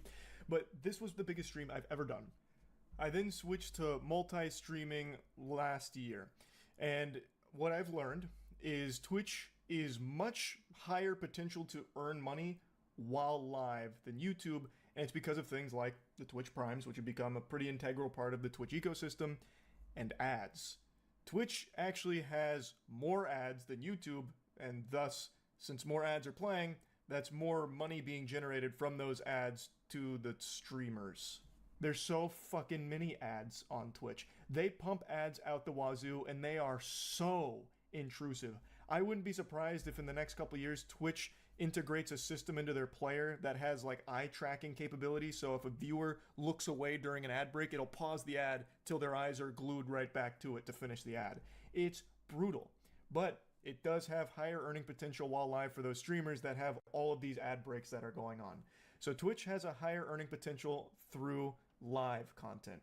And the VODs on Twitch don't make any money.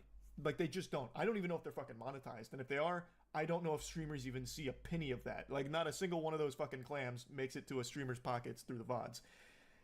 But on YouTube, it's a totally different story.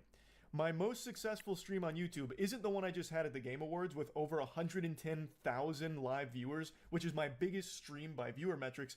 The most profitable stream I've ever done, the most profitable anything I've ever done, is this stream right here, my Starfield stream. During the stream, I had 31,000 average viewers with a peak of 38K, which is a big stream. That is a big stream for me. It's actually more average viewers than the Rocket League one, but the Rocket League stream not only was a longer stream, but had a higher peak, and thus you would expect make more money because of the ads and the subs that came through. Well, what if I told you that's not the fucking case when it comes to YouTube streaming? Because this Starfield video actually made $84,000. 84,000 doubloons for a 4-hour stream just playing mid-poop-ass Starfield. The actual... Like, this was like an insomnia, try not to fall asleep challenge, basically. $84,000. And it's not because the 31,000 viewers all of a sudden just started, you know, buying memberships or donating tons and tons of money. This wasn't like the biggest documented case of credit card fraud and money laundering that the internet's ever seen. In fact, the live stream itself made 1.6K on ads, and the other $78,000 came from the VOD and the ads that played during a VOD. Now, the membership number there, the 2.4K, a lot of those memberships were just from people watching the VOD and then buying membership, not them doing it while it was live. Also, the supers and gifts, I'm pretty sure that is live. So you can add the 1.6K plus the 1.6K on the supers, so the 1.6K from the live ads plus the super chats. And let's just go ahead and be generous and say like the live stream while it was live made 4K. The other $80,000 came from the VOD. This isn't some like rare mutation here, like a fucking X-Men of analytics. This isn't some fringe outlier isolated case. This is the way that YouTube streaming is optimized. YouTube streaming is kind of just an afterthought for the platform.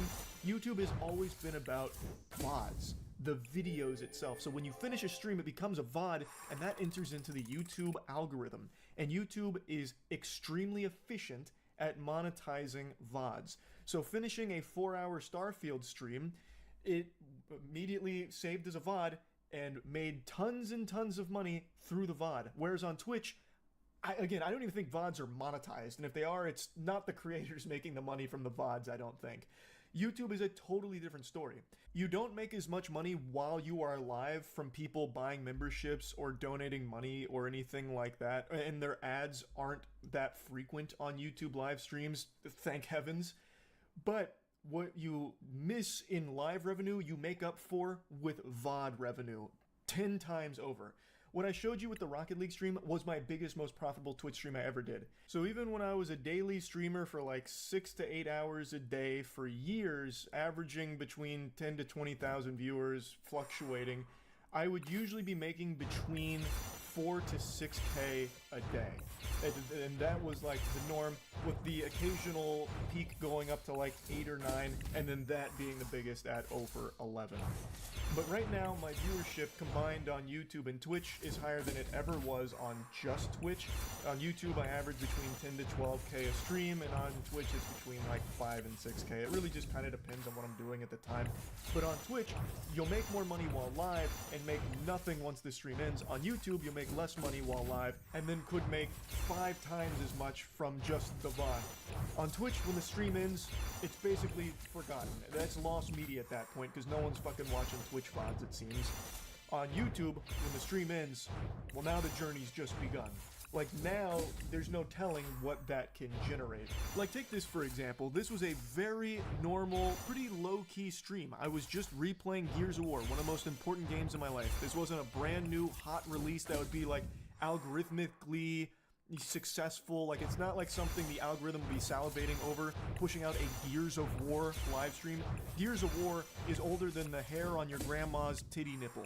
Like, this is one of those streams where I do just because I really wanted to replay this game. And you can see my average viewers were 10,000, which is normal. That's a pretty normal stream for me on YouTube. But the VOD now has 1.6 million views and has made over $20,000. And of course I was multi-streaming, so I can pull the Twitch data as well here. This exact same stream made $1.4 thousand on Twitch. The difference is substantial. Now you can see again here in the data, the live revenue, 802 while live here, plus, again, memberships and supers aren't really indicative to what was live because some of those could have been from people watching the VOD, and it calculates here post-VOD. But regardless, you can see that the live revenue was less on YouTube than it was Twitch, but the overall revenue is substantially higher on YouTube because of the VODs, which is something Twitch just doesn't really have, which is why I think you should just do both. Your potential to earn while live is much higher on Twitch, but your potential to earn through VODs is astronomically higher on YouTube, so you're really doing yourself a disservice if you don't just do both. And again, it is a positive for viewers too, because they'll be able to choose the platform they want to watch on, as opposed to having to roll their eyes and be like, oh, my favorite streamer's on YouTube. I hate the fucking chat there, but whatever, I guess I'll watch. Or maybe I won't. I really hate YouTube streams. Or vice versa. Oh man, my favorite streamer's only on Twitch. He went from YouTube to Twitch, and I just don't like Twitch. I'm not a fan of it, and I guess I'm just not going to watch him anymore. I'll just wait for the VODs on YouTube when he posts the clips. Like, now they have the option of just being on what platform they want to watch the stream. And there's a lot of streamers that are making the switch to multi-streaming. I just really think this should just be common practice for anyone who streams, because there's no reason not to. There is no exclusive contracts anymore. They're gone. Poof, they've vanished. And that's great for streamers and viewers alike, honestly. I used to think contracts were the future for streams, but that was until I realized just how efficient multi-streaming is from both a streamer and viewer side. There are just endless examples I can give in my time multi-streaming. Like, here's another super normal one with me playing an indie game that I really like called Another Crab's Treasure. Fucking Crab Souls, absolute banger of a game, but it's not like this stream was doing crazy numbers, right? Like, the movement on this stream wasn't anything, you know, unfathomable. Average 13K viewers, but the VOD now has over 2 million views, and it's made over $30,000. And to show this same stream what it did on Twitch, the numbers that it put up over there, it did 1.3K during the live stream, and nothing from the VOD. I can go on and on with the crazy numbers that YouTube stream VODs are capable of putting up. Like, here's me just playing Liza P, fucking Pinocchio sold 16,000 average viewers, and the VOD has made over $51,000. I just don't think there's a very good argument to only streaming on one platform. There is no reason you shouldn't just multi-stream. Your viewers are going to pick the platform they most prefer, and I think that it's nice to at least give them the option of choosing that for themselves too. And again, the potential for the streamer is pretty huge. So yeah, anyway, hopefully this was helpful for anyone out there that's trying to decide what platform they should stream on. I think it should just be both. That's my advice, and to any streamers out there right now that are only streaming on either YouTube or only on Twitch, really think you should just come in the middle and hold hands with both platforms and just... Sandwich flavor? Oh, dude, that's pretty good. Banana candy? Yeah, you got the banana thing going, that's true. I'm making a banana plushie right now. Oh, dude. Meat update? So we got the meat cam on. If you guys want to go over to the Patreon, we got about 6 to 7 hours of meat cam. You can unlock that for meat footage. Just $5 a month. Yeah. Actually, that'll be in the $100 tier. Got one. Got one. Look, and he's spitting on me. What is this stuff they spit? Did you make that into a flavor? Yeah, it's like a type of sulfuric acid. Sometimes I like to squeeze their heads a little bit. No. You did not just say that. Is that real? No. I want leather. It smells like leather in here. Yeah, we came to the right spot here. Those are insane. Those are awesome, bro. Yeah, I'm gonna do them. Oh, well, looky here. I know someone who wore this kind of attire not long ago, and Goodwill came across his life. Dude, this thing is pretty cool. Yeah. This is a sweat factory. I can feel it. Oh, I love that. I'm gonna shoot guns in this. You look pretty good. Can I borrow like $250? I'll pay you back. I'm sure you would. You want me to wear a crop top under this? Dude, I think that would be really cool. I mean, I guess. My gut instinct is to say no. Come on. That's crazy. Oh, I think it's perfect. You do? I think it's perfect. Maybe you need to Don't love this. You don't love that? I don't love this. No. I feel like that's bold. My dad is going to be upset about it. I mean, if I'm going to get it, I am just going to rock it. I think you'd look like a rock star. Yeah, a booty hole rock star. What's that? Just the king of anus. That's what I would look like. But let's get another option. Oh, bro, Cody James, easy. Oh yeah. This is official. That's good. I would consider that to be a whack style. I would never wear that in a million years. Look at her. She's giving me some fucking. See, that's kind of more what I was going for. here, like underneath. And see this? It's more this, Brandon. This is much better. That's much more my speed than this. All right, I got these. Shit, I think we're solid. Yeah, I think we're good. Mission achieved. You look pretty good. I feel better than I was feeling. Right now I'm in the big boy chair at the one and only Sour Boys Distribution Center. We're in the big boy seats. Only the executives are allowed to sit in these seats. You heard it here first, folks. I'm big time. So we're gonna show you around the place, give you a real feel, a real flavor for Sour Boys. What your flavor? I do. Ham sandwich. Yeah. Do you want to do ham sandwich?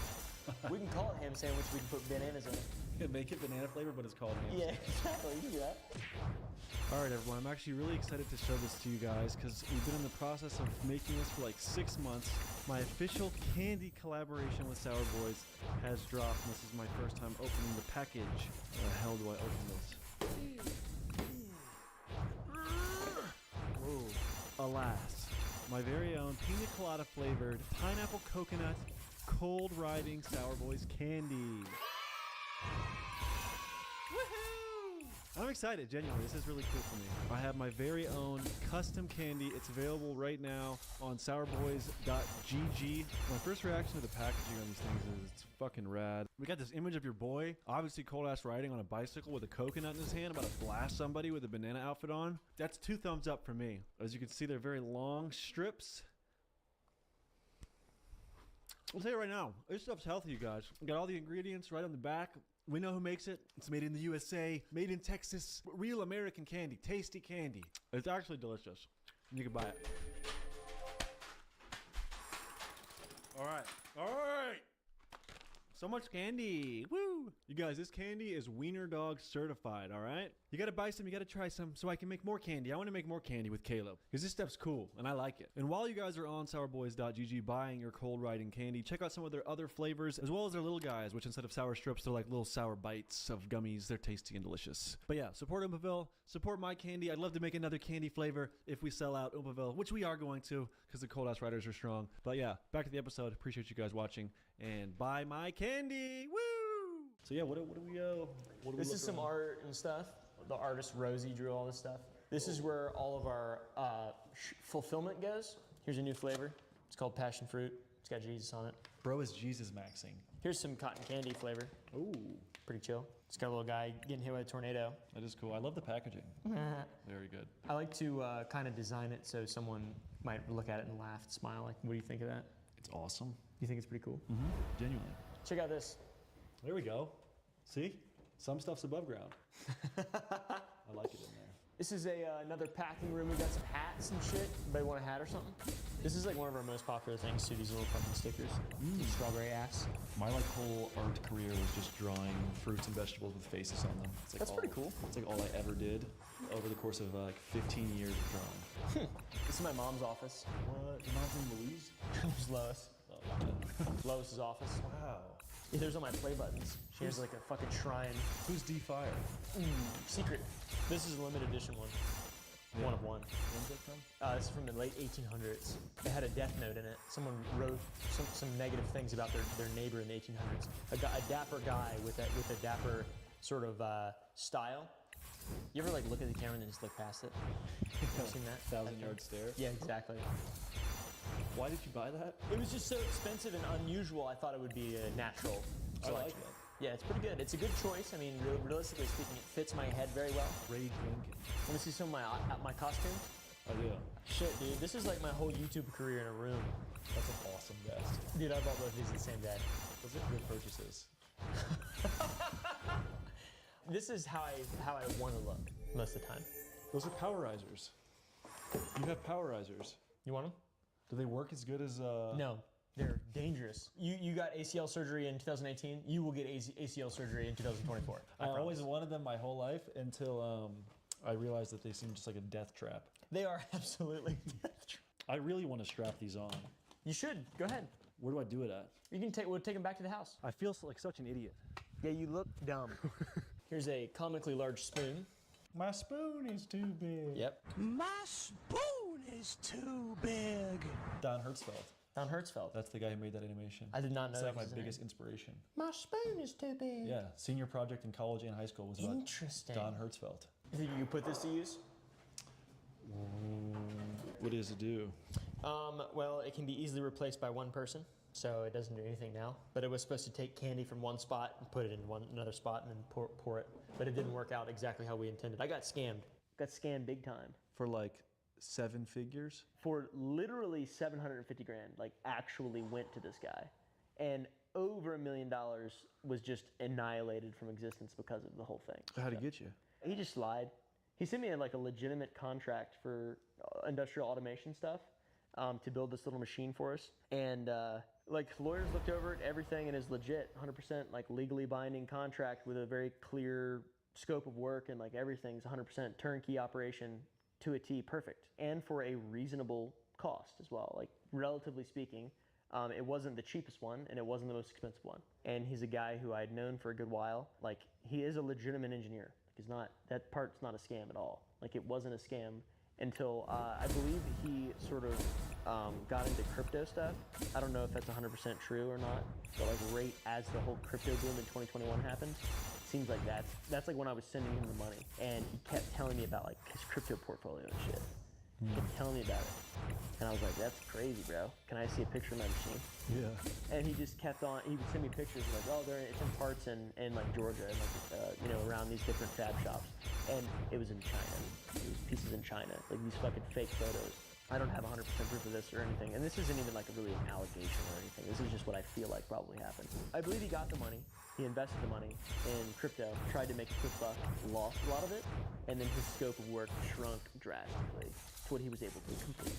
So he bought pre-made equipment that was subpar, and then like put his name on it and pretended like he made it, and was like just lying about it the whole time.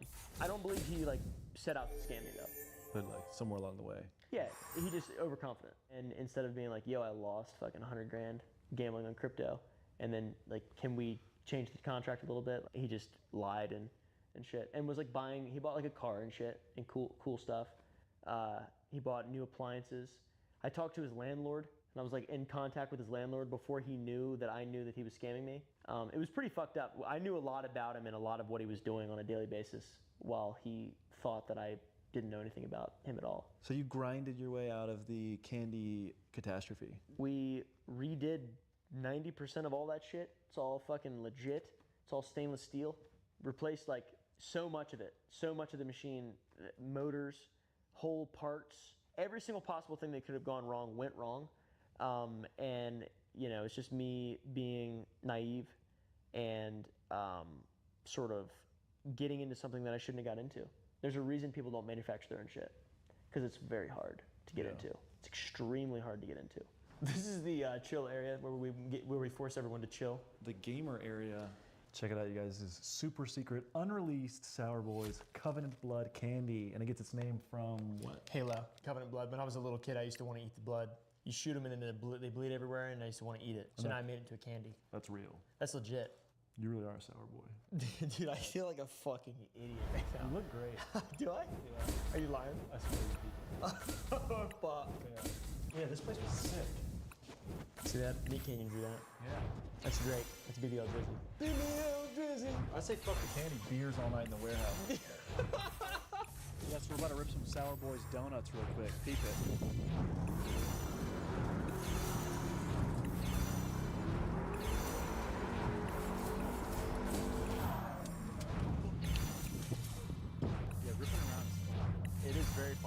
Especially when you're not going 120 miles an hour, so it's like kind of safe. You guys want to see my ant farm? Yeah, I will. You want to learn how to run a business? Check out an ant mound. Let's just say these some bitches is organized as fuck. See this right here? Flat ant mound. These are Texas red ants, and they work so much that they have an interstate system. They have a road system. For one, notice how in the ant area there are no large rocks. How? They moved them? I assume. How come there's no large rocks? Where are all the sticks? Where's all the grass at? What do they do? They're excavators. Literally, dude. They're hard-working young men. And you check this out. You see this? There's another ant mound over there. There's a road here. You can see a road in the ground. You can see an ant on the road. There's an actual visible trail on the ground leading from each ant mound. Ants fascinate me. They fascinate me. They do work hard. And they play harder. Just kidding, they don't play a lot. You should give them some candy. They probably would. They honestly would. They'd like that. I like to imagine there's a big ant down there with a nice vest. Yeah, and a cool hat. Yeah, exactly, bro. Anyways, let's go shoot some guns. Yep. All right, we're back at the Casa. We got the loot. Next time you see me, I'm about to be cowboy swag up. It's drip time. It's drip. Guess what, you guys? Dude, you're fucking looking at it. How about that shit? Check that out. You look fucking insanely good. Come on down to the candy factory. I'm gonna show you about these laces. Show you what these laces do. Damn. Right? Fuck yeah. Yeah. That's pretty sick. Trying to get a little shorty to unlace me, you know what I mean? A shorty, a cowboy shorty. Hey, shorty. Hey, shorty. Hey, tell you what now. You barrel rice, shorty. This is sick. Dude, we look really good right now. We're wearing like 15 grand worth of shit. This is it. You try to pull up and run these pockets, guess what? You're getting blasted. All you're gonna see is the tassel flare up. You're getting blasted. Hey, what were you doing, fella? You stupid bastard. Slow down. It's crazy. The movements you just did. And then you go real low, to real far down, and you come back up, and you just go like that. That's otherworldly. Like, Check this out. Can the camera even pick up how insane that is? There's Okay. no way. Look, so check this out. Are you gonna get hurt doing that? No, I'm not. She doesn't know what she's talking about. I've been doing this since I was fucking 5 years old, bro. Look at this shit. Look at this. Legs straight. Swear to God, this is how far I can do it if I try my hardest. It's legit. It's real. And I'm losing my No balance clickbait. as I'm doing it. Yeah, it's hard. It's tough to stand. You have to really like use your toes. It's good cowboy stance out. That is impressive. Yeah, it carries over really well into my other aspects of my life. Well, I guess all there's left to do is shoot guns. Yeah, pretty much. And eat brisket. The meat, I almost forgot. The meat's almost done. Heavens to Betsy. This is my closet. Whoa. This is not one we'll be shooting because this is inert. This is an inert SBR. It's never had a bolt, but it does have a flamethrower on it. That's super cool. Pretty cool or something It's like just that. an under the barrel flamethrower attachment. Exactly. Damn. Got this right here. This is my Triapa. That's what I take big game with. That really shoots? Fuck yeah. Whoa. Real accurate. That's like one step above a rubber band gun. Pretty much. I mean, what do you want to shoot? Here, how about this? AK. Yeah. Let's do that. Okay. AK. Sick. AKs are fun. What's your gun looking stance? Yeah. I'm gun looking. I don't know where the magazine for that AK is, so we'll go to the other spot. What is this, weaponry spot number 1? This is weaponry. This is like lame weaponry, basically. It gets better here. I'll show you this real quick. This is what the cowboys used in the Wild West. Is that a fucking MG40 or something? It's a M2. M2? Jesus Christ. You own that. Yeah. So if the townspeople ever turn against you. Oh yeah, yeah. So what? That's what I'm saying. Yeah, exactly. No worries. Yeah, no worries. If the townspeople turn against me, no big deal. This is the barrel. The barrel itself weighs an inordinate amount. Man, that's a weapon in itself. You wanna hold it? Yeah. Imagine dinking someone with that in the dome. Oh yeah. That's just the barrel. Wow. I want to smell the brisket. Oh yeah, dude. Yeah, I think it's sick. Them too. Come on in here, compadres. That's where I film all my videos. What? Your garage is your office? Pretty much. I think this is the coolest you've ever looked. Yeah, I think we might be right there. This is up there for me. Okay, so now this is where you can choose. This one will be fun. To take. The Needler. The Needler from Halo, bro. Yes. The Halo Needler. This is a honey badger from Call of Duty. I should dress like this to a random hood. The next hood I go to, I should. You think you'd get killed? No, they'd probably love it. Really? Yeah. I don't know anything about the hood. I've seen your hood videos. You gotta go sometime. I'd love to. This is where the range is? Yeah, this is where the range is. You just kind of like pick coordinates on your property and put shit there? Or how do Pretty you, much.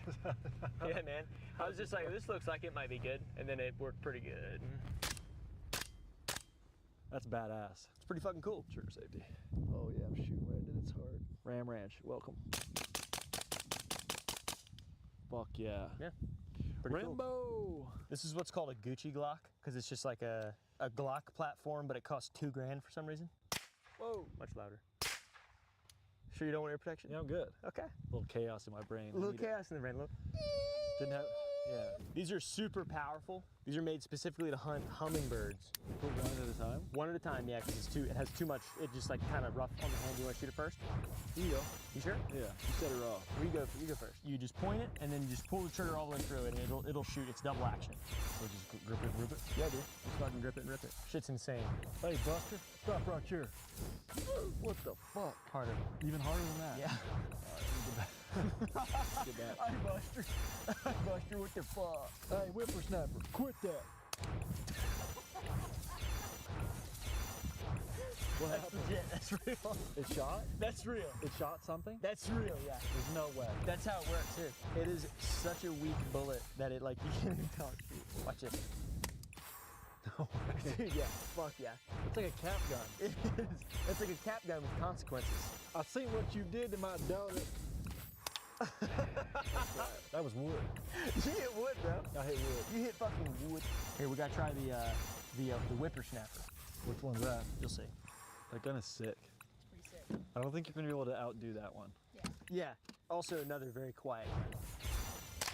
Whoa. A little more powder, kid. Hey, dumbass! Oh, fuck. That's ironic. Hey, fuck you, buddy. Fuck you, son. Hey, don't go far. Hold on, I gotta reload. Right back. Hey, no shooting, time out. I'm fucking blasting at you. This shit is going to be so quiet. Oh, it doesn't even need a, it's such a little lame bullet. Watch this. That's crazy. That's crazy. Yeah. They should use that in the hood more. Take down your ops, no one's gonna hear a sound. Dude, Calibris, you buy them, they're really cheap. 22s themselves are incredibly cheap. You want some chocolate? You always have candy. Dude, I do, yeah. This is a little older now. I got my fucking stendo on this bitch. Yeah, that's sick. Freeze! Dumbass! Hey, dumbass! Just slow it down there. Hey, what were you doing, fella? Get out of the fucking snack aisle, you son bitch. Hey, go on before I knock you down, pal. First Amendment, fuck you. Second Amendment, son of a bitch, fuck. God damn it. There we go. God damn it. No matter what you're doing. I'll sue your ass with this 22. P.U., god damn it. Son of a bitch. So what's word? Let's see what this does. Yeah, what's that gonna do? The stendo. See if it's any different. I think it adds more horsepower. HP. HP. It might be real fucking loud, I ain't sure. We'll see. Nope. Can I shoot it like my brothers out there? Sure. Can I do that? Yeah, whatever you want to do. Shout out to you, baby 50, for the K. Oh, yeah. Whoa. You fucking hit it square in the bullseye, dude. You're shooting a crazy group right now. You saw that? Yeah, that's actually insane. But yeah, these are machines of fascism and far-right extremism. Machines of war, fascism. Yep. Specifically this one. I really like it when people have incredibly strong political beliefs and also think firearms are bad. It makes sense. It does, it makes sense. But yeah, logical. Jokes aside, like seriously though, man to man, we got to get these off the street. Absolutely. We got to. Agreed. I'm an activist. Get on out of here. Hey, won't you get? Son of a bitch. Hey, get him in the knee with that. I'm afraid to use this knife. This knife was $300. Damn. I'm afraid to fucking use it. It's a good blade. It's a good fucking blade. I'm afraid to use it. You ever throw it? I have not. Should I? I mean, it's $300. You don't have to. Might as well. But if you think you could stick it in that fucker. Oh, shit! Right in the mud. Here, get some cowboy walk. Try the cowboy walk. You try it. Ready? You gotta learn how to do it. This is how you walk off in the sunset. There's like a fine line. It's like dumbass. This cerebral palsy swag meter. Yeah, you're right. You're perfect. Yeah, I am. You're right there. You're correct. Hey, you there? Hold on there, partner. Hey, dumbass. What are you doing? Get out the meta. Come on, man. Yeah, come on. What the fuck? What the fuck is you doing in my meta? You some bitch. Damn it. You are a sorry son of a bitch, ain't you? I almost feel bad for you. What he said. I'm just very derivative. Yeah. I'm just like your little guy, your little hype guy. My little buddy. Yeah, whatever you say, I just say it again. I call him LB. LB. My little buddy. Little buddy. So stuff it. Stuff it, fucker. Hey, yeah, pick that up here. Yeah, get that up. Stuff quicker now. Quick, son bitch. Damn it. Fuck you. That's right. Dumbass. Hey, have a seat. On this. Yeah, sit on this, partner. Oh, fuck. You a fucking thing from out the ocean. Across the narrow sea. Fucker. What are you, Moses or something? You supposed to be Moses? You got a boat? What are you, Noah? Yeah, sailor boy. Fucking sailor. What are you or something? These boots touch land. Water boy. You got your sea legs, don't you? It's hard now. All right, that's fine. You eat tallow? Beef fat. Is it supposed to be in my mouth? No. It smells really good. Doesn't that smell amazing? So you were saying and he plays the guitar. Extremely well. And he can also sing extremely well as well. You got a singing voice. He's kind of annoying. He's really good at everything. Wow. I could draw a banana. This is a bastardization of Texas-style barbecue sauce, my friends. What would you call it if you had to name it? Fucking malt sauce. Malt sauce. You really dumped that last day. Yeah, I did, bud. Fuck yeah. Can we do short form content advice from Chris right now? Yeah, what's your short form content advice? Here, put your rate on the spot. What do you Come want on, to tell know? him. For an aspiring creator that wants to get more engagement on their shorts, what would you tell them? It depends, because the algorithm changes all the time. Which platform? Because that matters. TikTok right now in 2024. You need to get them within the first 2 seconds with something, Hook like 'em in. very grabby. That is so important. And then I'd say try to keep it within like 30 seconds. But it depends on what you're doing. What if you want to You get know? that minute revenue? Oh yeah, because see, I'm Canadian, so I don't even get that revenue. You don't? She doesn't get paid from TikTok, bro. Wow. If you wanted to rope someone in right now, what would you do? The brisket. We're TikToking about brisket Oh right now. shit, what the hell? How are we going to get them now? Go. Needs to be relatable. Needs to be interesting. Oh, you're going to do it. You're going to show us. Oh, like right now, you You're want making me a to do TikTok it? about brisket and meat with... Oh, I see. Up there. I would start by slapping the meat, probably. It's gonna be real hot and it's gonna squirt juice and doing everywhere. something like, "Ooh," or something like that. Yeah. And then just going into whatever you're gonna do. Just fucking going into it. Or that. Me, I just go into it. That would be good. She's like, check this out. Yeah, that's good. Yeah. That's good. Look here. Yeah, just You're like, hey, dumbass, that's my meat. Yes. That's about our TikTok. Yeah, absolutely. To be Absolutely. honest. Something shocking and abrupt, and then go into And it can be it. nonsensical? Yes. Better. More nonsensical, the better. This was short form pro tips with... Let's go pull that brisket off. It's gonna have a good crust on it. Show them how you do now. It's real hard to get this part, this thin part, to cook the same as this big fucking fat part. And the big fucking fat part, it's where all the fat is. And that's the best part. Meat sliver? Yes, sir, meat sliver. That's tender. I look like a crackhead without the hat now. You do look like a fucking crackhead. All of a sudden, I have huge bags under my eyes. What do you call this? This is brisket slider. Very specifically my type of brisket slider. This is what I like to eat. Really good. This is a Valentine between the pants. Like, it's actually good. Not just like, he's not just being nice, it's actually good. I dribbled. He pre-came. Yeah. It's actually becoming a real problem. I don't have my stopper in. We gotta have you guys tasting it now just so, so they know we're not lying. Ready to put meat in your mouth on camera? It's your big opportunity. All right, here we go. Very good. Give us more. Come on, what you got? Savory, sweet, salty, meaty. Malt. Yeah, mulchy. Seems like a nice guy. Can we go over to your house next week? Fuck yeah, dude. I got a fucking double bunk bed in there. Hey, you want a bunk bed? We got a bunk bed. Check it out. It's a little house. Go check it out. Let's check it out real quick. Let's check it out. Hey, bud. Call a wife. You got somewhere to stay. I told you I'd get you something. Oh, yeah. I took my bridges off in here earlier. Fuck yeah, dude. Yes, sir. Check that out. See that? Little house. Hey, get in there, little guy. Hey, little guy. Get in. He's 33 or something. Hey, this place rules. Yeah, fuck yeah, dude. Hey, get in there, Eli. Get in there, Eli. Come on, man. Get in there. Sleep over, man. Come on. I'll riz you.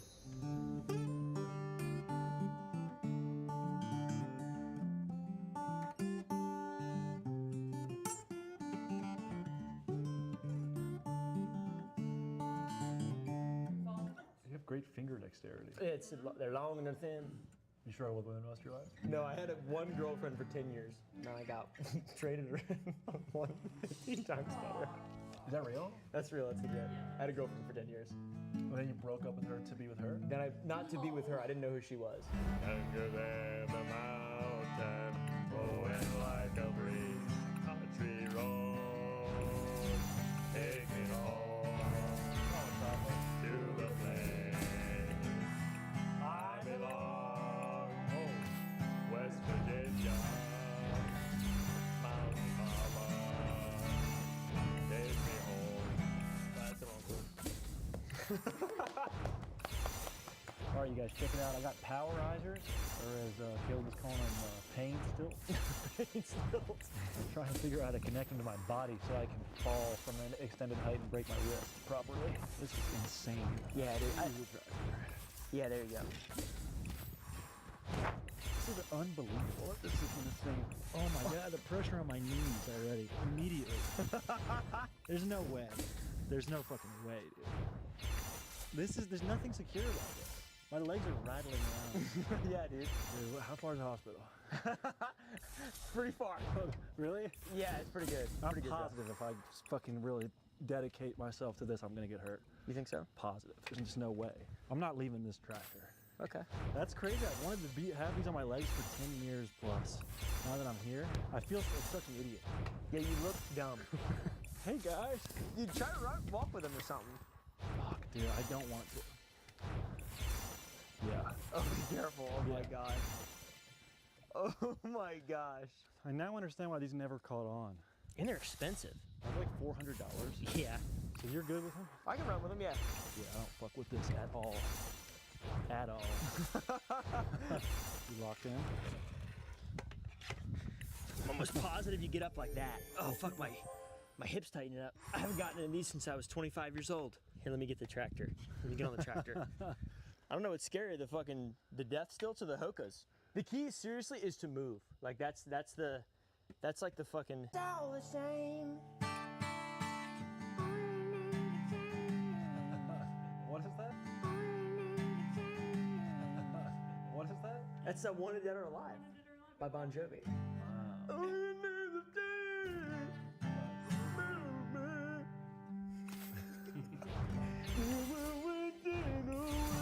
real bulletproof helmet is. Matt's wearing the bicycle helmet from Temu. Yep, $40 Temu helmet. It's a dangerous world out there. Clearly, yeah, no, sure. This one's Wish. So this is $250, right? 250, yeah, 250. People on TikTok swear by that helmet. I don't know why they're using it. Yeah. Well, TikTok's never wrong, clearly. I feel pretty secure, and he's wearing a real bulletproof helmet. Yes. Wow. HHV. That's why it doesn't fit my giant head. It actually They don't want me to be safe. You're wearing hard head veterans. I'm definitely hard-headed. That's accurate. Perfect. Not a veteran. Yeah. No, stolen valor is fine.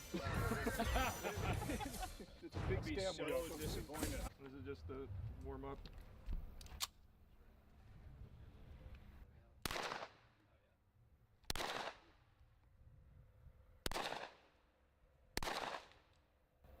There was one good shot there. Slowly squeeze whenever you're ready. Good shot.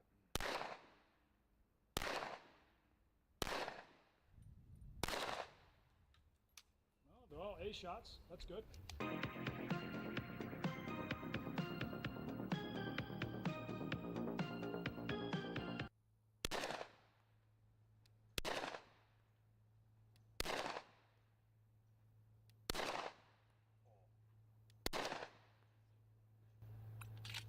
He just carved a loop. I was gonna say, imagine it was just going right through the helmet. That was so close. The whole time it was hitting them.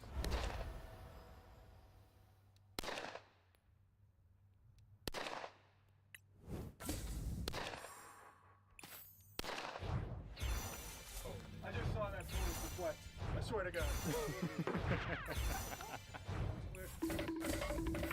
Through the fucking flew right through it. Flew through everything. You might be able to see me through. That is a.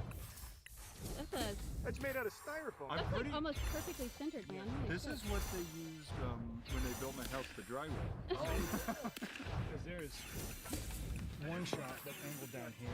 I don't see an exit. There's another shot down here, and then there's the third shot that went through. Oh, good. There's the exit. It flew, so I did hit it a couple times. It flew right through it because the styrofoam. In your professional opinion, would you say he's dead? Well, at this moment, we could try and see. Okay, perfect. I think if I had given this as a piece of evidence, I'd say he's either dead or not happy. Yeah, he's not. I don't think so. I don't see an exit. There's another shot down here, and then there's the third shot. It flew, so I did hit it a couple times. It flew right through it because the styrofoam. Your professional opinion. Would you say he's dead? Well, at this moment, we could try and see. I think if I had given this as a piece of evidence, I'd say he's either dead or not happy. I don't see an exit. There's another shot down here, and then there's the third shot. It flew, so I did hit it a couple times. It flew right through it because the styrofoam. Before pushing into your shoulder, but for the most part, a shot is a shot. So whenever you're ready. Officer with the Milwaukee County Sheriff's Office attempted to pull over a vehicle